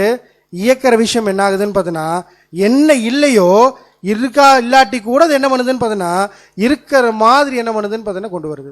அப்போ மைண்டினுடைய பவர் எப்படி இருக்குன்னா, அது என்ன விஷயத்தை நீங்கள் சொல்கிறீங்களோ நம்புறீங்களோ அதன் பிரகாரம் உடலை என்ன பண்ணுது அப்படின்னா இயக்கிறது அப்படிங்கிறது. இப்போ இந்த விஷயத்துல சகோதரர் என்ன சொல்றேன்னா, இப்போ நம்மளுடைய பாடி மட்டும் இல்லை, நம்மளுடைய தாட் மட்டும் இல்லை, இதோட இம்பார்ட்டன்ஸ் எங்க இருக்குன்னா, நான் ஒரு விஷயத்தை புரிஞ்சுக்கிட்டு இன்னொருத்தருக்கு சொல்றேன். இப்போ இந்த எக்ஸாம்பிள் என்ன வந்துச்சு, ப்ரொஃபஸர் நல்லா தான் இருந்தார், ப்ரொஃபஸர் நல்லா தான் இருந்தார், யார்கிட்ட பிரச்சனை? பசங்க என்ன சொல்லி கொடுத்தாங்க, உங்களுக்கு என்ன இல்லை, உடம்பு சரியில்லை, உடம்பு சரியில்லை, உடம்பு சரி. அப்போ அவங்களுடைய விஷயத்த யாருடைய மைண்டை இன்ஃப்ளூயன்ஸ் பண்ணாங்க? ப்ரொஃபஸருடைய மைண்டை இன்ஃப்ளூயன்ஸ் பண்ணுற மாதிரி ஒரு சகோதரன் இன்னொரு சகோதரன் என்ன பண்ண முடியுமா? இன்ஃப்ளூயன்ஸ் பண்ண முடியும். எப்படி இன்ஃப்ளூயன்ஸ் பண்ண முடியும்னா, ஒரு விஷயத்தை தொடர்ந்து அவங்க நம்பிட்டாங்க அப்படின்னா கண்டிப்பாக என்ன பண்ணுன்னா, அது என்னவா இருக்கோ அதன் பிரகாரம் என்ன பண்ணுன்னா அவங்களோட உடையில் இயக்க ஆரம்பிக்கும். அப்போ ஒரு மனுஷனுக்குள்ள பாசிட்டிவும் இருக்கும், நெகட்டிவும் இருக்கும். பாசிட்டிவ் தாட் வந்துச்சுன்னா பிரச்சனை இல்லை. அப்போ அந்த நெகட்டிவ் தாட் ஒருத்தருக்குள்ளே வந்துச்சுன்னா அந்த நெகட்டிவ் தாட்டை இன்னொருத்தர் போய் சொல்கிறாங்க, இன்னொருத்தர் போயிட்டு சொல்லிகிட்டே இருக்கும்போது அந்த நெகட்டிவ் தாட் அவங்களுக்குள்ளே போயிடுச்சுன்னா அவங்களுடைய உடலும் என்ன ஆகுதுன்னு பார்த்தீங்கன்னா பாதிக்கும். இதைத்தான் சகோதரர் என்ன பண்ணுறேன்னா சொல்கிறாரு, படிக்கலாம் பாருங்க. உலகில் பெரும் தீங்கு விளைவிப்பது தங்களுக்குள் தவறான கருத்தை கொண்டிருப்பது மட்டுமல்லாமல் மற்றவர்களுக்கு சிந்தனையின் தொற்றை பரப்புபவர்களாலும் தான். என்ன விஷயம் சொல்லிட்டார்? ஒரு விஷயத்தை நம்ம தப்பா புரிஞ்சுக்கிறது என்ன இல்லை பிரச்சனை, அது பிரச்சனை தான். ஏன்னா அது யாருடைய பாதிக்க போகுதுன்னா என்ன பாதிக்க போகுது. பட் என்ன பாதிக்கிற விஷயத்தோட நிறுத்தாம அந்த விஷயத்த நான் இன்னொரு சகோதரனுக்கோ சகோதரிக்கோ சொல்லிகிட்டே இருக்கிறேன் அப்படின்னா அது யாரையும் பாதிக்குதாமா, அவங்களையும் பாதிக்கும். அப்போ மைண்டுக்குன்னு ஒரு பவர் என்ன இருக்குதுன்னு பார்த்தீங்கன்னா இருக்குது. அந்த பவர் எதை சரியாக இயக்கும்? உடல் என்ன பண்ணுன்னு பார்த்தீங்கன்னா சரியாக இயக்கணும். இப்போ நம்ம வரோம், நம்ம என்ன விஷயத்துக்குள்ளேருந்து பலி செலுத்தணும்?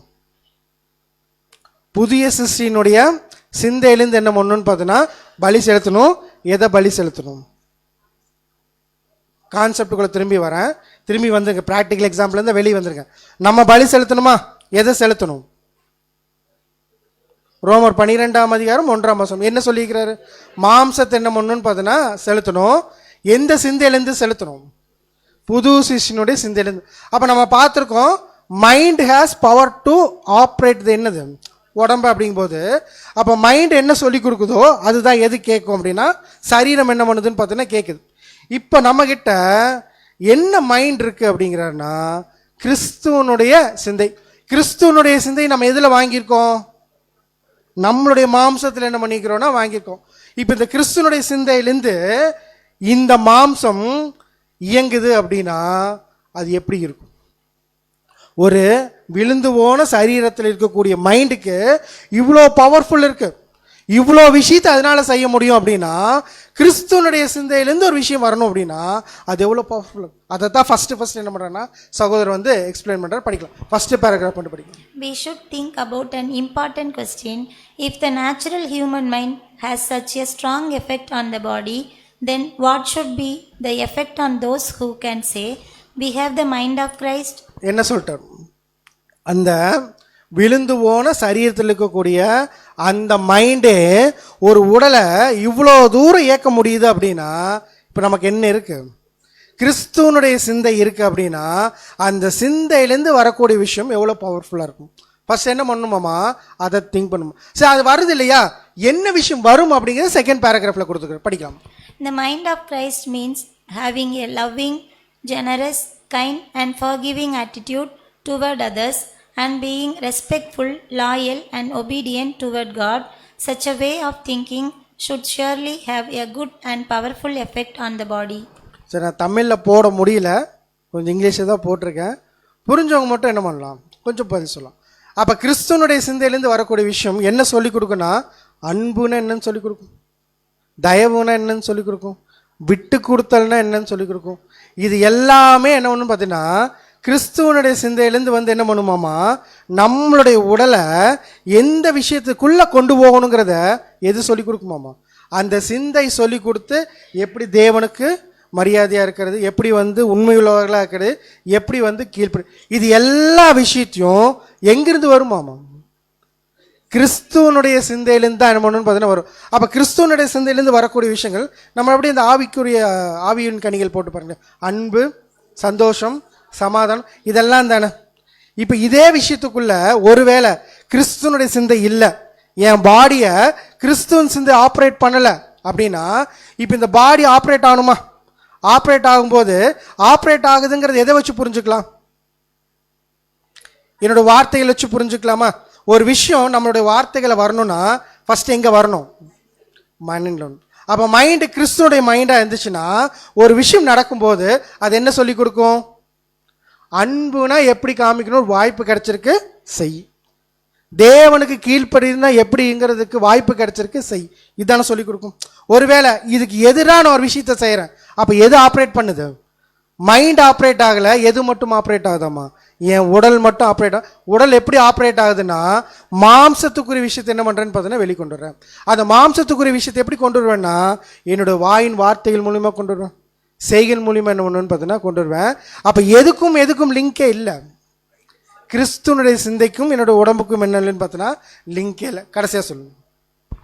The apostle teaches that if God's spirit or mind lives within a person, then even their mortal body will be strengthened and refreshed. அது என்ன சொல்கிறேன்னா கிறிஸ்துவனுடைய அந்த ஒரு ஆவி, தேவனுடைய அந்த ஆவி நமக்குள்ளே இருக்குது அப்படின்னா நம்மளுடைய சரீரம் புத்துணர்ச்சி அடைஞ்சதாயும் பலமாயும் என்ன ஒன்றுன்னு பார்த்தோன்னா இருக்கும். எதில் அப்படின்னா தேவனுடைய சித்தத்தை செய்கிறதில்ல.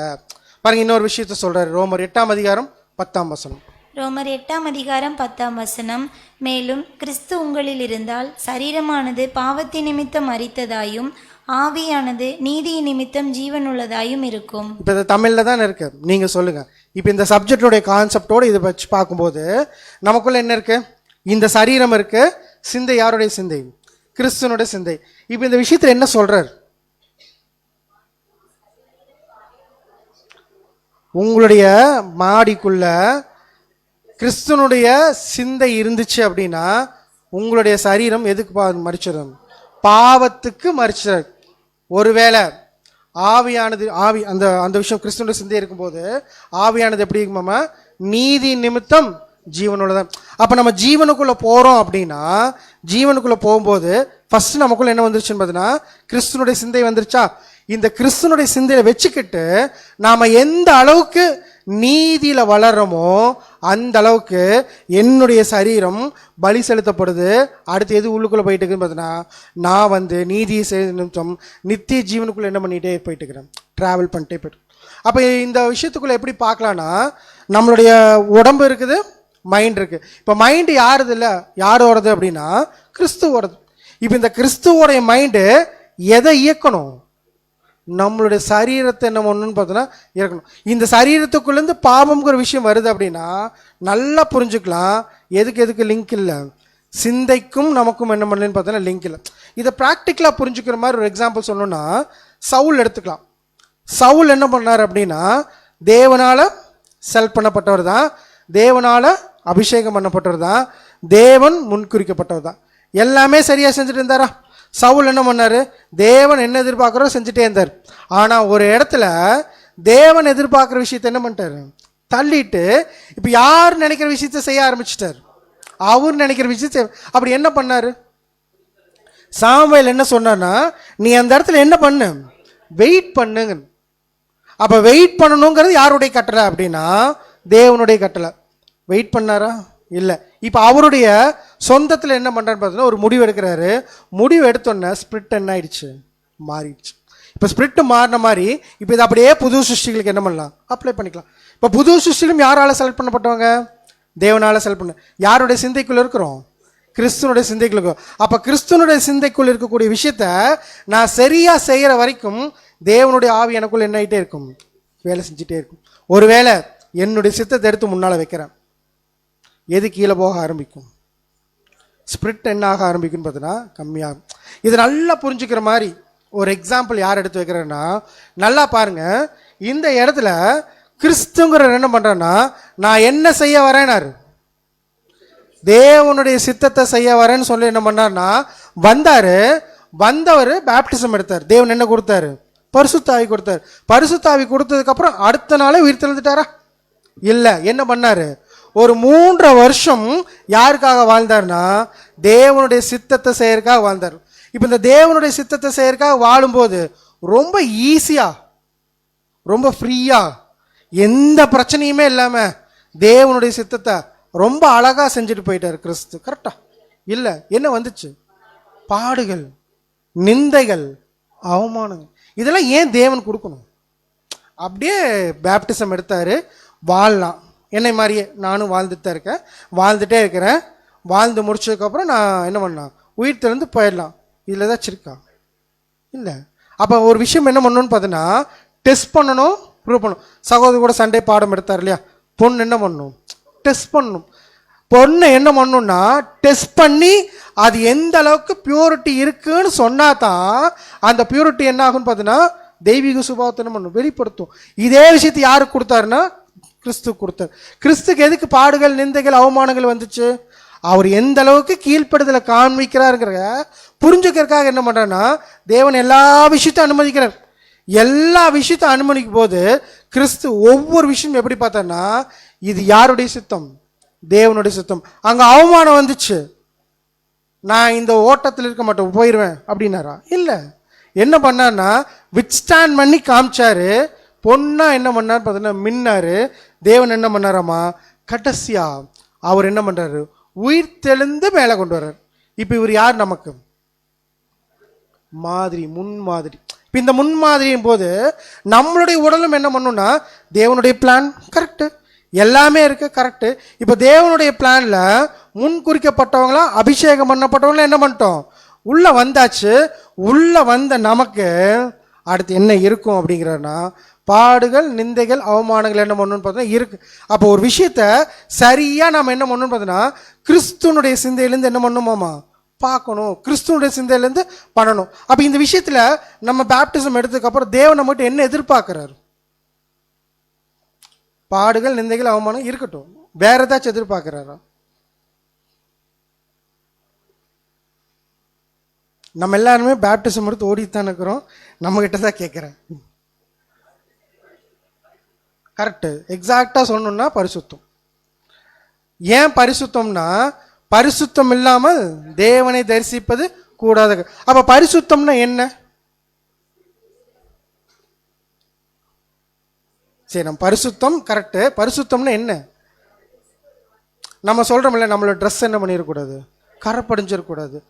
அது நீதியின் வஸ்திரம்னு சொல்றோம் இல்லையா? அந்த நீதியின் வஸ்திரத்துல கரைப்படைகிறதுல என்ன அர்த்தம்னு கேட்கிறேன். தூய்மைங்கிறது தெரியுதுங்க. அந்த தூய்மைங்கிறது எப்படின்னு கேட்கிறேன். சிம்பிளா சொல்லணும்னா எப்படின்னா தேவன் ஒரு விஷயத்தை முன் வைக்கிறார் அப்படின்னா 100% என்ன பண்றது? கீழ்ப்படியுது. அப்ப 100% கீழ்ப்படிறது யார் செஞ்சு காமிச்சாங்கன்னா கிறிஸ்து செஞ்சு காமிச்சுமா நமக்கு வருமா வராதா அப்படின்னா வரும். ஒரு ப்ராக்டிக்கல் எக்ஸாம்பிள் நமக்கு புரிஞ்சுக்கிற மாதிரி, இன்னும் பெட்டரா நமக்கு சீக்கிரத்தில் அண்டர்ஸ்டாண்ட் ஆகிற மாதிரி. இப்போ நம்மளோட எக்லீஷியால எலெக்ஷனுக்கு ஒரு விஷயம் இருக்கா? எலெக்ஷன் இருக்கு. இப்போ இந்த எலெக்ஷன்ல இந்த வருஷம் வினோத் பாபு எல்டர் ஆகக்கூடாது, இது தேவனுடைய சித்தம் கரெக்டா அப்படின்னு வச்சுக்குவோம். தேவனுடைய சித்தம் வச்சுட்டு இந்த எலெக்ஷன் நடக்குது, நான் என்ன பண்ணல? எல்டரை எலெக்ட் பண்ணப்படல. இது எனக்கு என்னது? பெருத்த அவமானம் கரெக்டா? இல்லை, இது தேவன் கொடுக்கக்கூடிய டெஸ்ட். நான் எந்த அளவுக்கு தேவனுடைய சத்தியத்தை என்ன பண்ணிக்கிறேன்? புரிஞ்சுக்கிறேன். எந்த அளவுக்கு அவருக்கு கீழ்ப்படுதல் காமிக்கிறேன். இப்போ நான் கீழ்ப்படுதல் காமிக்காம கோராகுமாறு நான் ஒரு போராட்டம் பண்றேன். எதை விரும்புவார் தேவன்? கீழ்ப்படுதல் தான் என்ன விரும்புவார். அப்ப நான் கீழ்ப்படிஞ்சு இருந்து காமிச்சிட்டேன். கிறிஸ்து நீங்க கொடுத்தீங்க அந்த விஷயத்தை என்ன பண்ற அக்செப்ட் பண்ணிட்டு எப்படி கிறிஸ்து அவங்க அவமானப்படுத்தும் போது, துப்பும் போது, கொட்டும் போது எல்லாத்தையும் வாங்கிட்டார். இப்ப இதே விஷயம் நமக்கும் வருமா வராதா அப்படின்னு வரும். அப்ப இந்த சின்ன விஷயத்தை கூட நம்மளால விட்டு கொடுக்க முடியல அப்படின்னா நம்ம எப்படி ஒரு மிகப்பெரிய ஒரு விஷயத்தை என்ன பண்ண முடியும்? அடைய முடியும். அப்ப ஏன் டெஸ்ட் வைக்கிறாரு அப்படின்னா சகோதரர் 6th வால்யூம் ரொம்ப கிளியரா சொல்லியிருப்பாரு. நம்ம எப்படி போயிடக்கூடாதுமா சாகாமையுள்ள குற்றவாளிகளை என்ன பண்ணிடக்கூடாது? போயிடக்கூடாது. அப்ப என்ன பண்ணணும் அப்படின்னா டெஸ்ட் பண்ணணும். அப்படி டெஸ்ட் பண்ணி பார்த்தாதான் நான் என்ன குணலட்சணம் உடையவங்கிறது என்ன ஆகும்னு பார்த்தோன்னா ப்ரூவ் ஆகும். ஒருவேளை பொண்ணே இல்லை, அதை எடுத்து டெஸ்ட் பண்ணும்போது தான் தெரியும் அது பொண்ணு இல்லைங்கிறது. அப்போ பொண்ணு என்ன பண்ணும் அப்படின்னா வித்ஸ்டாண்ட் பண்ணும், இருக்கிற எல்லா களிம்புகளும் என்ன பண்ணணும்னு பார்த்தீங்கன்னா நீக்கும், கடைசி என்ன பண்ணணும்னு பார்த்தீங்கன்னா சுத்தமான ஒரு பொண்ணாக வந்து நிற்கும். இப்படிப்பட்ட பொண்ணு தான் என்ன கொடுப்பாருன்னு பார்த்தீங்கன்னா நம்மளை என்ன ஒரு சொல்லி கூப்பிட்றாருன்னா we are sons of God அப்படிங்கும்போது இந்த சன்ஸ் ஆஃப் காடுக்கு என்ன வேணும் அப்படிங்கிறன்னா அந்த கனிகள் என்ன பண்ண ஆரம்பிக்கணும் அப்படிங்கிறன்னா கொடுக்கணும். இந்த சன்ஸ் ஆஃப் காடு தான் நம்ம அதாவது தேவனுடைய புத்திரன்னு சொல்லிக்க தேவனுடைய புத்திரரா இருக்கிறோங்கிறத நம்ம என்ன பண்ணி காமிக்கணுமாமா? ப்ரூவ் பண்ணி காமிக்கணும். கிறிஸ்துட்ட கேட்டாங்களே, நீங்க தேவனுடைய குமாரன் என்ன பண்ணுங்க, கீழே இறங்கி வாங்கன்னு. இப்போ நம்மளும் என்ன பண்ணுவாங்க, இதை விட என்ன பண்ணுவாங்கன்னு பார்த்தீங்கன்னா டெஸ்ட் பண்ணுவாங்க, டெம்ப்ட் பண்ணுவாங்க. அந்த டெம்ப்டேஷனுக்கெல்லாம் என்ன பண்ணணும்னு பார்த்தீங்கன்னா சரியா கிறிஸ்துவனுடைய சிந்தையிலேருந்து நம்மளுடைய சரீரத்தை இயக்கணும். எப்படி இயக்கணும்னா, அப்படி டெஸ்ட் வரும்போது நம்ம என்ன பண்ணணும், பயங்கரமாக சத்தம் போட்டணும் இல்லை. அப்போ என்ன பண்ணணும்னு பார்த்தீங்கன்னா ரொம்ப அமைதியாக ரொம்ப தாழ்மையாக அந்த விஷயத்தை என்ன பண்ணணும், அக்செப்ட் பண்ணணும். அப்படி அக்செப்ட் பண்ணாரா இயேசு கிறிஸ்து? இப்போ நம்மளும் அந்த மாதிரி செய்கிறோம் அப்படின்னா தான் எந்த சிந்தையிலேருந்து செயல்பட்டு இருக்கிறோம், கிறிஸ்துவனுடைய சிந்தையிலேருந்து செயல்பட்டுக்கிறோம். படிக்கலாம் பாருங்க, ரோமர் 8:17. ரோமர் 8:17. நாம் பிள்ளைகளானால் சுதந்திரருமாமே, தேவனுடைய சுதந்திரரும் கிறிஸ்துவுக்கு உடன் சுதந்திரருமாமே. கிறிஸ்துவுடனே கூட நாம் மகிமைப்படும்படிக்கு அவருடனே கூட பாடுபட்டால் அப்படியாகும். கிறிஸ்து எப்படி தேவனுடைய குமாரன் அப்படிங்கிற பேர் வாங்கினாரோ நாமளும் தேவனுடைய குமாரன் பேர் வாங்கணும்னா ரொம்ப சிம்பிள் சொல்லிட்டார். என்ன சொல்லிட்டார்னா, அவர் எப்படி பாடுகள் அனுபவிச்சு அவமானங்கள் அனுபவிச்சு அதை பூர்த்தி செஞ்சாரோ உங்களுக்கும் அதே ப்ராசஸ் தான். அப்போ நம்ம வரோம், உள்ளே வரோம், தேவனுடைய திட்டம் கிளியரு. அந்த தேவனுடைய திட்டத்தில் மைண்ட் ரொம்ப கிளியரு. இந்த மைண்ட்லேருந்து ஒவ்வொரு விஷயத்தையும் என்ன பண்ணணும்னு பார்த்தோன்னா சரியாக செயல் பண்ணும். அந்த மைண்டு யாருடைய மைண்டாக இருக்கணும், கிறிஸ்துவனுடைய மைண்டாக இருக்கணும். இன்னொரு வசனம் படிக்கலாம். ரோமர் 8:1. ஆனபடியால் கிறிஸ்து இயேசுவுக்குட்பட்டவர்களாய் இருந்து மாம்சத்தின்படி நடவாமல் ஆவியின்படியே நடக்கிறவர்களுக்கு ஆக்கினை தீர்ப்பில்லை. 5. அன்றியும் மாம்சத்தின்படி நடக்கிறவர்கள் மாம்சத்துக்குரியவைகளை சிந்திக்கிறார்கள், ஆவியின்படி நடக்கிறவர்கள் ஆவிக்குரியவைகளை சிந்திக்கிறார்கள். ஸோ டிஃப்ரென்சியேஷன் பண்ணி காமிக்கிறார். இந்த டிஃப்ரென்சியேஷன் ஓகே கிளியரு. இதில் நம்மளுடைய சரீரம் சாவுக்கு ஏதுவான இந்த சரீரம் உயிர்ப்பிக்கப்படணும்னா நமக்குள்ள எந்த சிந்தை இருக்கணும், கிறிஸ்துவின் சிந்தைங்கிறத எப்படி சொல்லணும், ஆவியின் சிந்தை. அதான் கிறிஸ்துவின் சிந்தை தான் கரெக்ட். அந்த கிறிஸ்துவன் சிந்தை இருந்தால் மட்டும்தான் நம்மளுடைய சரீரம் என்ன ஆகும்னு பார்த்தீங்கன்னா, எப்படி இந்த ஒரு உடல்லேருந்து நம்ம பலி செலுத்துறதுல அக்செப்ட் பண்ணி கடைசியாக என்ன பண்ணுவார்னு பார்த்தீங்கன்னா உயிர் தெளிதல்ங்கிற விஷயத்துக்குள்ள என்ன பண்ணுவார், கொண்டு போய் சேர்ப்பார். இதில் 2 கான்செப்ட் இருக்குது அப்படிங்கிறது. ஒன்று என்னன்னு பார்த்தீங்கன்னா, ஆவியின் அளவிற்காக என்ன பண்ணுறது நடப்பது. அந்த ஆவியின் அளவுக்காக நடப்பது என்ன அப்படிங்கிறது படிச்சிடலாம் பாருங்க. ஆவியின் அளவிற்கு நடப்பது. தேவனுடைய ஆவி முழுமையான நீதியும் சத்தியமும் கொண்ட தரத்தை முன்வைக்கிறது. ஆகவே அந்த முழுமையான தரத்தை முழுவதும் அடைய முடியாது. இருந்தாலும் அந்த திசையில் எப்போதும் முயற்சி செய்ய வேண்டும். ஸோ பாயிண்ட் என்ன சொல்லிட்டாருன்னா, தேவன் நீதி எடுத்து என்ன பண்ணி விடணுமா, முன்னால் வச்சுட்டு அந்த ப்ராசஸை நீங்கள் என்ன பண்ணலாம் செய்யலாம் அப்படின்னு சுயாதீனத்தை கொடுத்துட்டாரு. அந்த சுயாதீனத்தை கொடுத்த உடனே நம்ம எந்த அளவுக்கு அந்த விஷயத்தை செய்யணும்னு முயற்சி எடுக்கிறோமோ அந்த அளவுக்கு என்ன பண்ணுறோம் பார்த்தா நம்மளோட உயர்த்தலுதல் என்ன இருந்துகிட்டே இருக்கும். இப்போ இதுதான் வந்து பார்த்தீங்கன்னா ஆவின் அளவுக்கு தக்க நமக்கு பரிசுத்தாவி கொடுத்தாரு இல்லையா, அந்த பரிசுத்தாவி கொடுக்கத்தக்கதாக அந்த ஃபுல் ஃப்ளெட்ஜ்டு ஒர்க் பண்ணுறோம் அப்படின்னா எப்படி ஒர்க் பண்ணுவோம் அப்படின்னா இப்படி ஒர்க் பண்ணுவோம். இப்போ ஆவியின்படி நடப்பது என்ன அப்படிங்கிறது வந்து அடுத்த ப்ராசஸ் என்ன பண்ணணும்னா சொல்கிறாரு, படிக்கலாம் பாருங்க. ஆவியின்படி நடப்பது நமது மனம், சிந்தனை, விருப்பம் தேவனுடைய சித்தத்திற்கு கீழ்ப்படிவது, பாவத்தை நேசிக்காமல் நீதியை விரும்புவது, தவறு நேர்ந்தாலும் மீண்டும் திரும்பி முயற்சி செய்வது. ஆவியின்படி நடப்பது என்ன அப்படிங்கிறாருன்னா, அந்த ஃபர்ஸ்ட் ப்ராசஸ் என்னன்னா 100% என்ன பண்ணுறது நம்மளோட டெடிகேஷன் காமிக்கிறது. செகண்ட் ஆவியின்படி நடக்கிறது என்ன அப்படிங்கிறாருன்னா நம்மளுடைய மைண்டு, சிந்தை, விருப்பம் இது எல்லாத்தையும் யாருக்காக கீழ்ப்படுகிறதாமா, தேவனுடைய சித்தத்துக்கு என்ன பண்ணுறதுன்னா கீழ்ப்படுது. பாவத்தை நேசிக்காமல் நீதி என்ன பண்ணுறதுன்னா விரும்புறது. ஆனால் அடுத்த பாயிண்ட் என்ன சொல்கிறேன்னா, இப்படி செய்யும்போது கண்டிப்பாக என்ன பண்ணுவோம், மிஸ் பண்ணுவோம். மிஸ் பண்ணாலும் திரும்ப திரும்ப என்ன பண்ணுறதாமா முயற்சி எடுக்கிறது. அப்படி முயற்சி எடுக்கிறதுக்கு தான் நம்ம என்ன பண்ணுறோன்னு பார்த்தோன்னா கிருபாசனத்தண்டு என்ன பண்ணுறோம் வரக்கடவன் சொல்லி என்ன பண்ணிக்கிறோன்னா நமக்கு ஒரு ப்ராசஸ் இருக்குங்கிறது நமக்கு தெரியும். இது எக்ஸாம்பிள் யாரை சொல்லலாம் அப்படின்னா பேதுரு என்ன பண்ணார், கரெக்டாக எல்லாமே தேவன் எதிர்பார்த்த மாதிரி என்ன பண்ண இருந்தார். ஆனால் என்ன பண்ணிட்டாரு, ஓடுறாரு, ஓடும்போது என்ன பண்ணிட்டாரு, மிஸ் பண்ணிட்டாரு. தேவன் என்ன பண்ணுறாருமா அவருடைய சிந்தை பார்க்குறாரு. சிந்தை பார்த்துட்டு என்ன சொல்கிறேன்னா திரும்பவும் என்ன பண்ணுறாரு, வாய்ப்பு கொடுக்குறாரு, முயற்சி எடுத்தார். திரும்பவும் என்ன பண்ணுறேன்னா தேவனுக்கு சாட்சியாக நிற்கிறதுக்கு என்ன பண்ணுறாருன்னா. அப்போ நம்மளுடைய ஒரு ஓட்டத்துலையும் பேக் ஸ்லைடிங்கிறது என்ன ஆகிட்டே இருக்கும், இருந்துகிட்டே இருக்கும். அந்த பேக் ஸ்லைடிங் என்ன பண்ணுன்னு பார்த்தீங்கன்னா விட்டு தள்ளிட்டு யாரெல்லாம் கிறிஸ்துவ சிந்தையிலேருந்து மேலே முயற்சி எடுத்துகிட்டே இருக்காங்களோ, முயற்சி எடுத்துகிட்டே இருக்கிறவங்க என்ன பண்ணுவாங்கன்னு பார்த்தீங்கன்னா மேலே வரலாங்கிறது தான் வந்து பார்த்தீங்கன்னா இங்கே சொல்லக்கூடிய ஒரு விஷயம். கடைசியாக என்ன ஒரு பாயிண்ட் சொல்கிறான்னு பார்த்தீங்கன்னா, the spirit of God is powerful. நம்ம எல்லாம் பார்த்தோம் இல்லையா, இது எல்லாம் பார்த்ததுல ரொம்ப ரொம்ப முக்கியமான விஷயம் என்னன்னா, தேவன் தரக்கூடிய பரிசுத்தாவி. இந்த பரிசுத்தாவி தான் பயங்கரமான பவர்ஃபுல். எப்படி அப்படிங்கிறது என்ன பண்ணுறாருன்னா சொல்கிறார், படிக்கலாம். On the contrary, we are to remember that the Spirit of God is powerful, that in the case of our Lord Jesus, it was powerful enough to raise him from the dead, and as we became more imbued with and controlled by the Holy Spirit of God in our hearts, in our minds. So என்ன point சொல்கிறேன்னா, பரிசுத்தாவினுடைய வல்லமை எப்படிப்பட்டதுன்னா, யாரை உயிர்த்தெழுதப்பருக்கு பவர்ஃபுல்லாக இருந்துச்சு அப்படின்னா, ஆண்டவரை இயேசு கிறிஸ்து உயிர்த்தெழுதற்கு என்னாச்சு, பவர்ஃபுல்லாக இருந்துச்சு. அந்த ஆவியினால் நடத்தப்பட்டதுனால தான் இயேசு கிறிஸ்து என்ன பண்ணனா உயிர் தெளிந்து வந்தார். அப்படின்னா நமக்கும் அதே ஆவி என்ன பண்ணிக்கிறார், நம்ம கொடுத்துருக்கிறாரு. நாமளும் அதே ஹோலி ஸ்பிரிட்டை பண்ணிக்க வாங்கியிருக்கோம். வாங்கின நம்ம அந்த ஸ்பிரிட்டை எதை கண்ட்ரோல் பண்ணுமாமா, நம்மளுடைய சரீரத்தை சரியாக கண்ட்ரோல் பண்ணி, நம்மளுடைய சிந்தைகளை கரெக்டாக கண்ட்ரோல் பண்ணி சரியாக அந்த விஷயத்தை செய்யும்போது நம்மளையும் உயிர்த்தெழுப்பதற்கு என்ன இருக்குன்னு பார்த்தோன்னா பவர்ஃபுல் எதுக்கு இருக்குங்கிறன்னா அந்த ஹோலி ஸ்பிரிட்டுக்கு இருக்குங்கிற ஃபர்ஸ்ட் விஷயம்.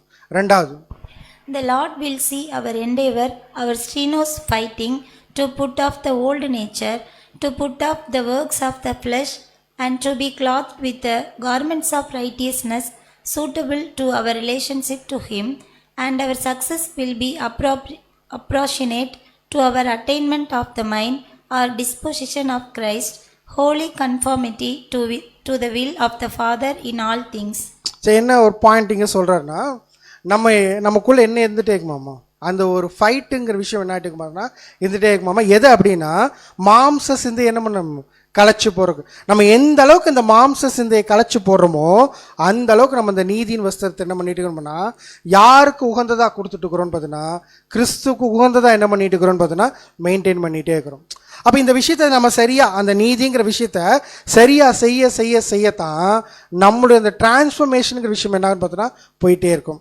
ஆனால் இந்த டிரான்ஸ்ஃபர்மேஷனுங்கிற விஷயம் போயிட்டே இருக்கணும்னா நம்மளுக்குள்ள அதிகமாக என்ன வருமாமா, டிஸ்டர்பன்ஸ் வந்துட்டே இருக்கும்.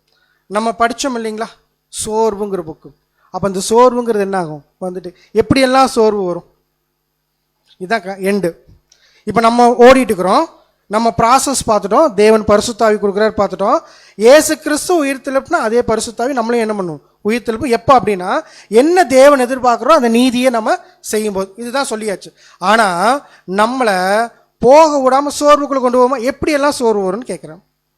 ப்ராக்டிக்கலாக கொஞ்ச நேரம் பேசலாம். உங்களுக்கெல்லாம் சோர்வே இல்லை, இப்போ நீங்கள் சோர்வாக இருக்கிற மாதிரி எனக்கு ஒன்றுமே இல்லை. சரி, நான் ஒரு எக்ஸாம்பிள் சொல்கிறேன்.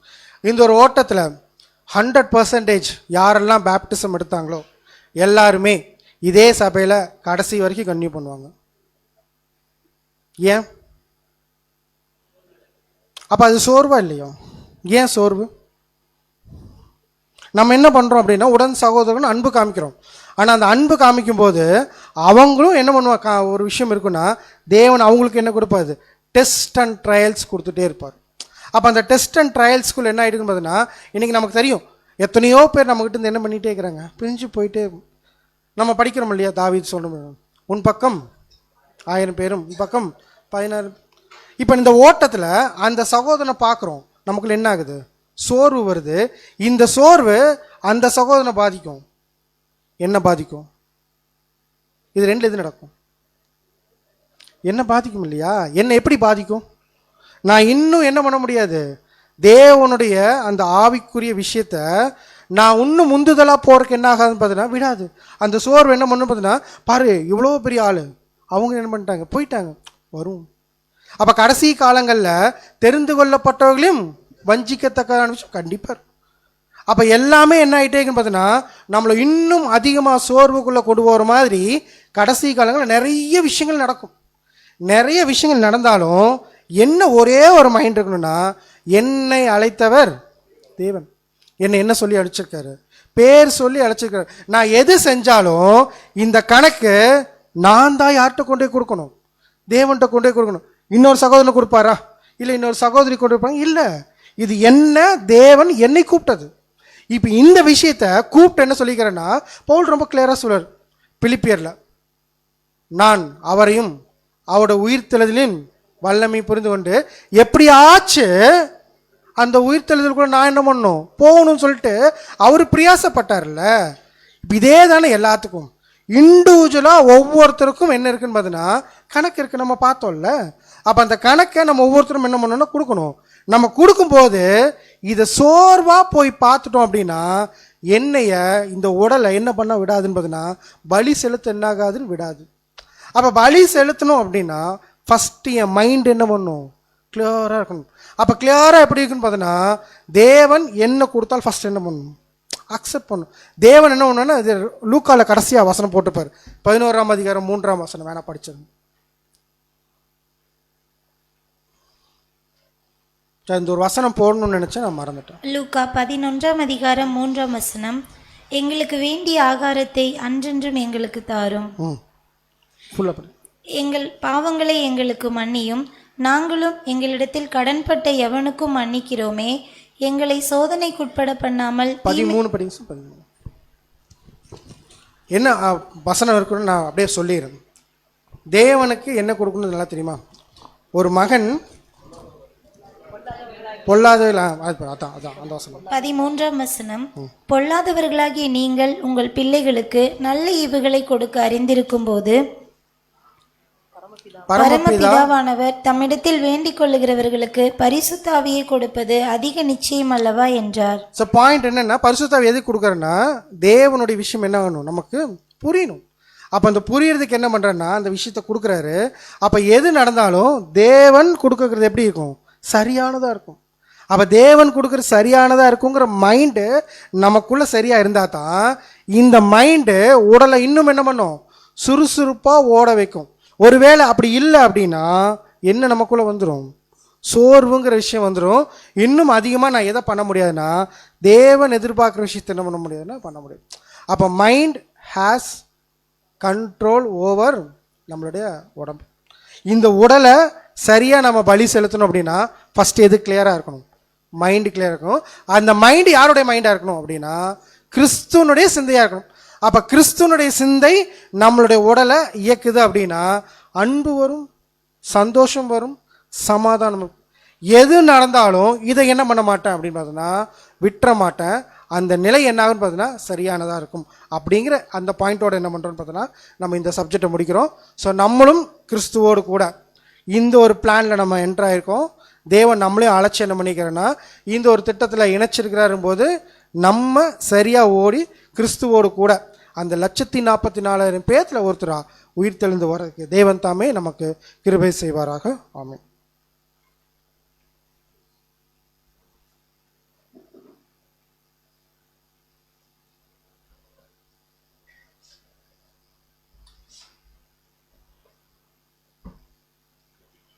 சத்தியத்தை வெளிப்படுத்தின பிதாவாகிய தேவனுக்கும் நம்முடைய ஆண்டவராக இயேசு கிறிஸ்துவின் மூலமாக நன்றி துதி சோத்திரங்களை எடுத்துக்கொண்டு தூது கொடுத்த சகோதரர் கூட சபையின் சார்பாக நன்றிகளை சொல்லிக்கொண்டு அடுத்ததாக இரவின் இனிய கீதத்தை நம்முடைய அன்பு சகோதரர் அமிர்தராஜ் அவர்களை வாசிக்கும்படியாக முன்னழைக்கிறோம்.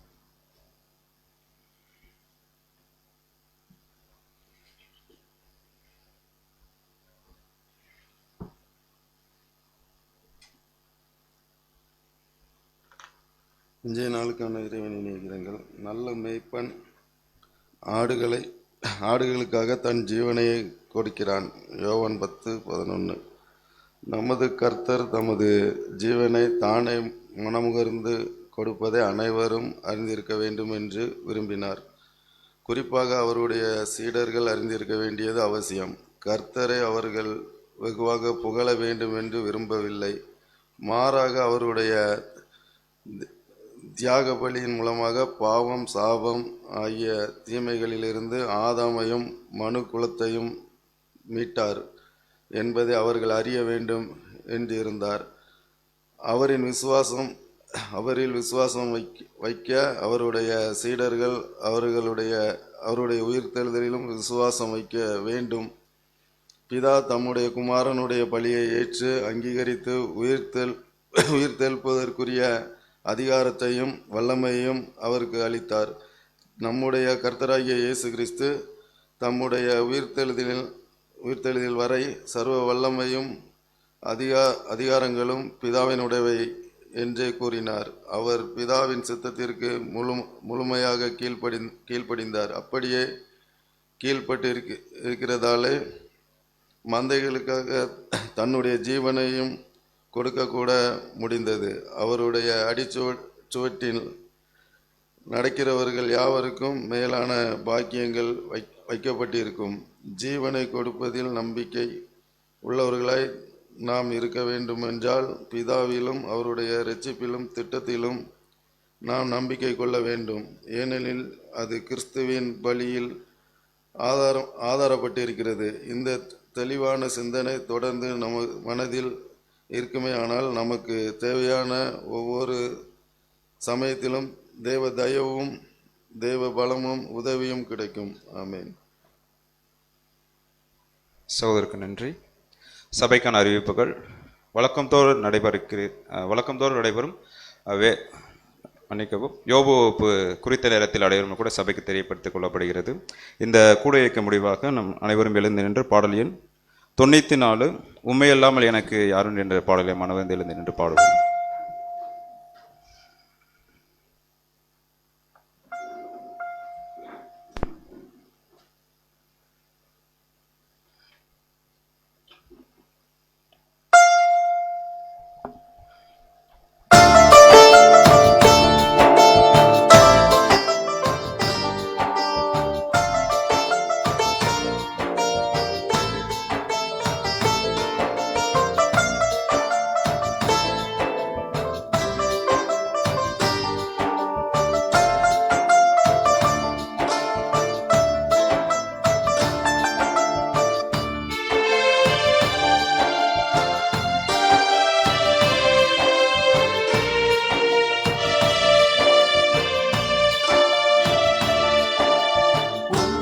அல்லாமல் எனக்கு யாருண்டு?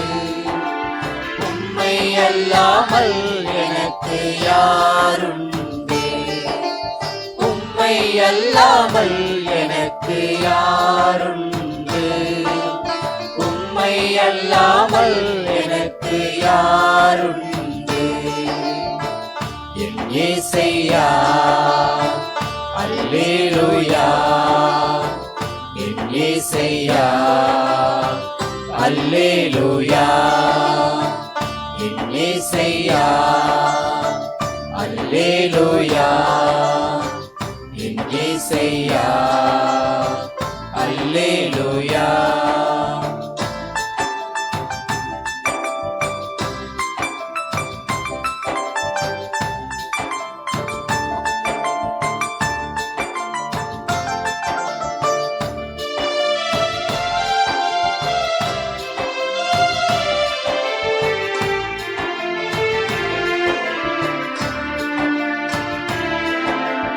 இன்பத்திலும் நீரே, துன்பத்திலும் நீரே, இன்பத்திலும் நீரே, துன்பத்திலும் நீரே, எவ்வேளையும் ஐயா நீர்தானே, எவ்வேளையும் ஐயா நீர்தானே. உம்மை அல்லாமல் எனக்கு யாருண்டு? உம்மை அல்லாமல் எனக்கு யாருண்டு?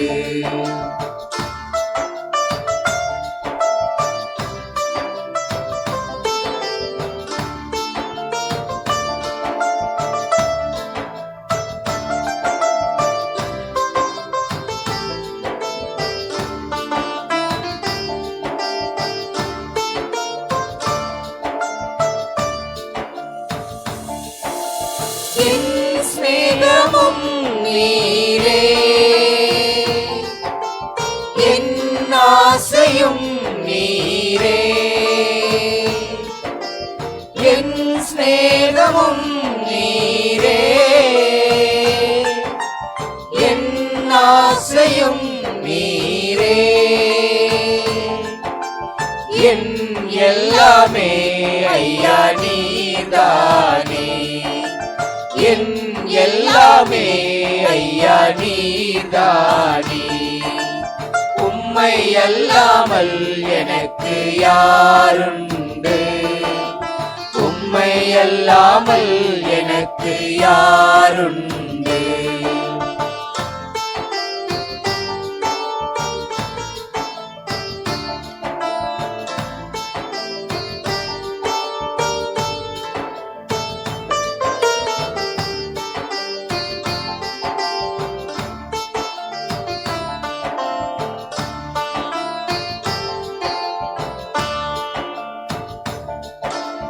இம்மையிலும் நீரே, மறுமையிலும் நீரே, இம்மையிலும் நீரே, மறுமையிலும் நீரே, என்னாலுமே ஐயா நீதானே, என்னாலுமே ஐயா நீதானே. உம்மை அல்லாமல் எனக்கு யாருண்டு, உம்மை அல்லாமல் எனக்கு யாருண்டு, உம்மை அல்லாமல் எனக்கு யாருண்டு, உம்மை அல்லாமல் எனக்கு யாருண்டு. என் இயேசையா அல்லேலூயா, என் இயேசையா அல்லேலூயா, என் இயேசையா அல்லேலூயா, என் இயேசையா அல்லேலூயா.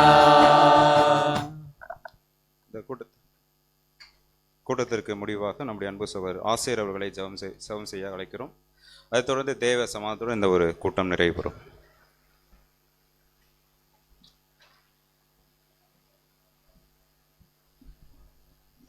ஜெபம் செய்வோம்.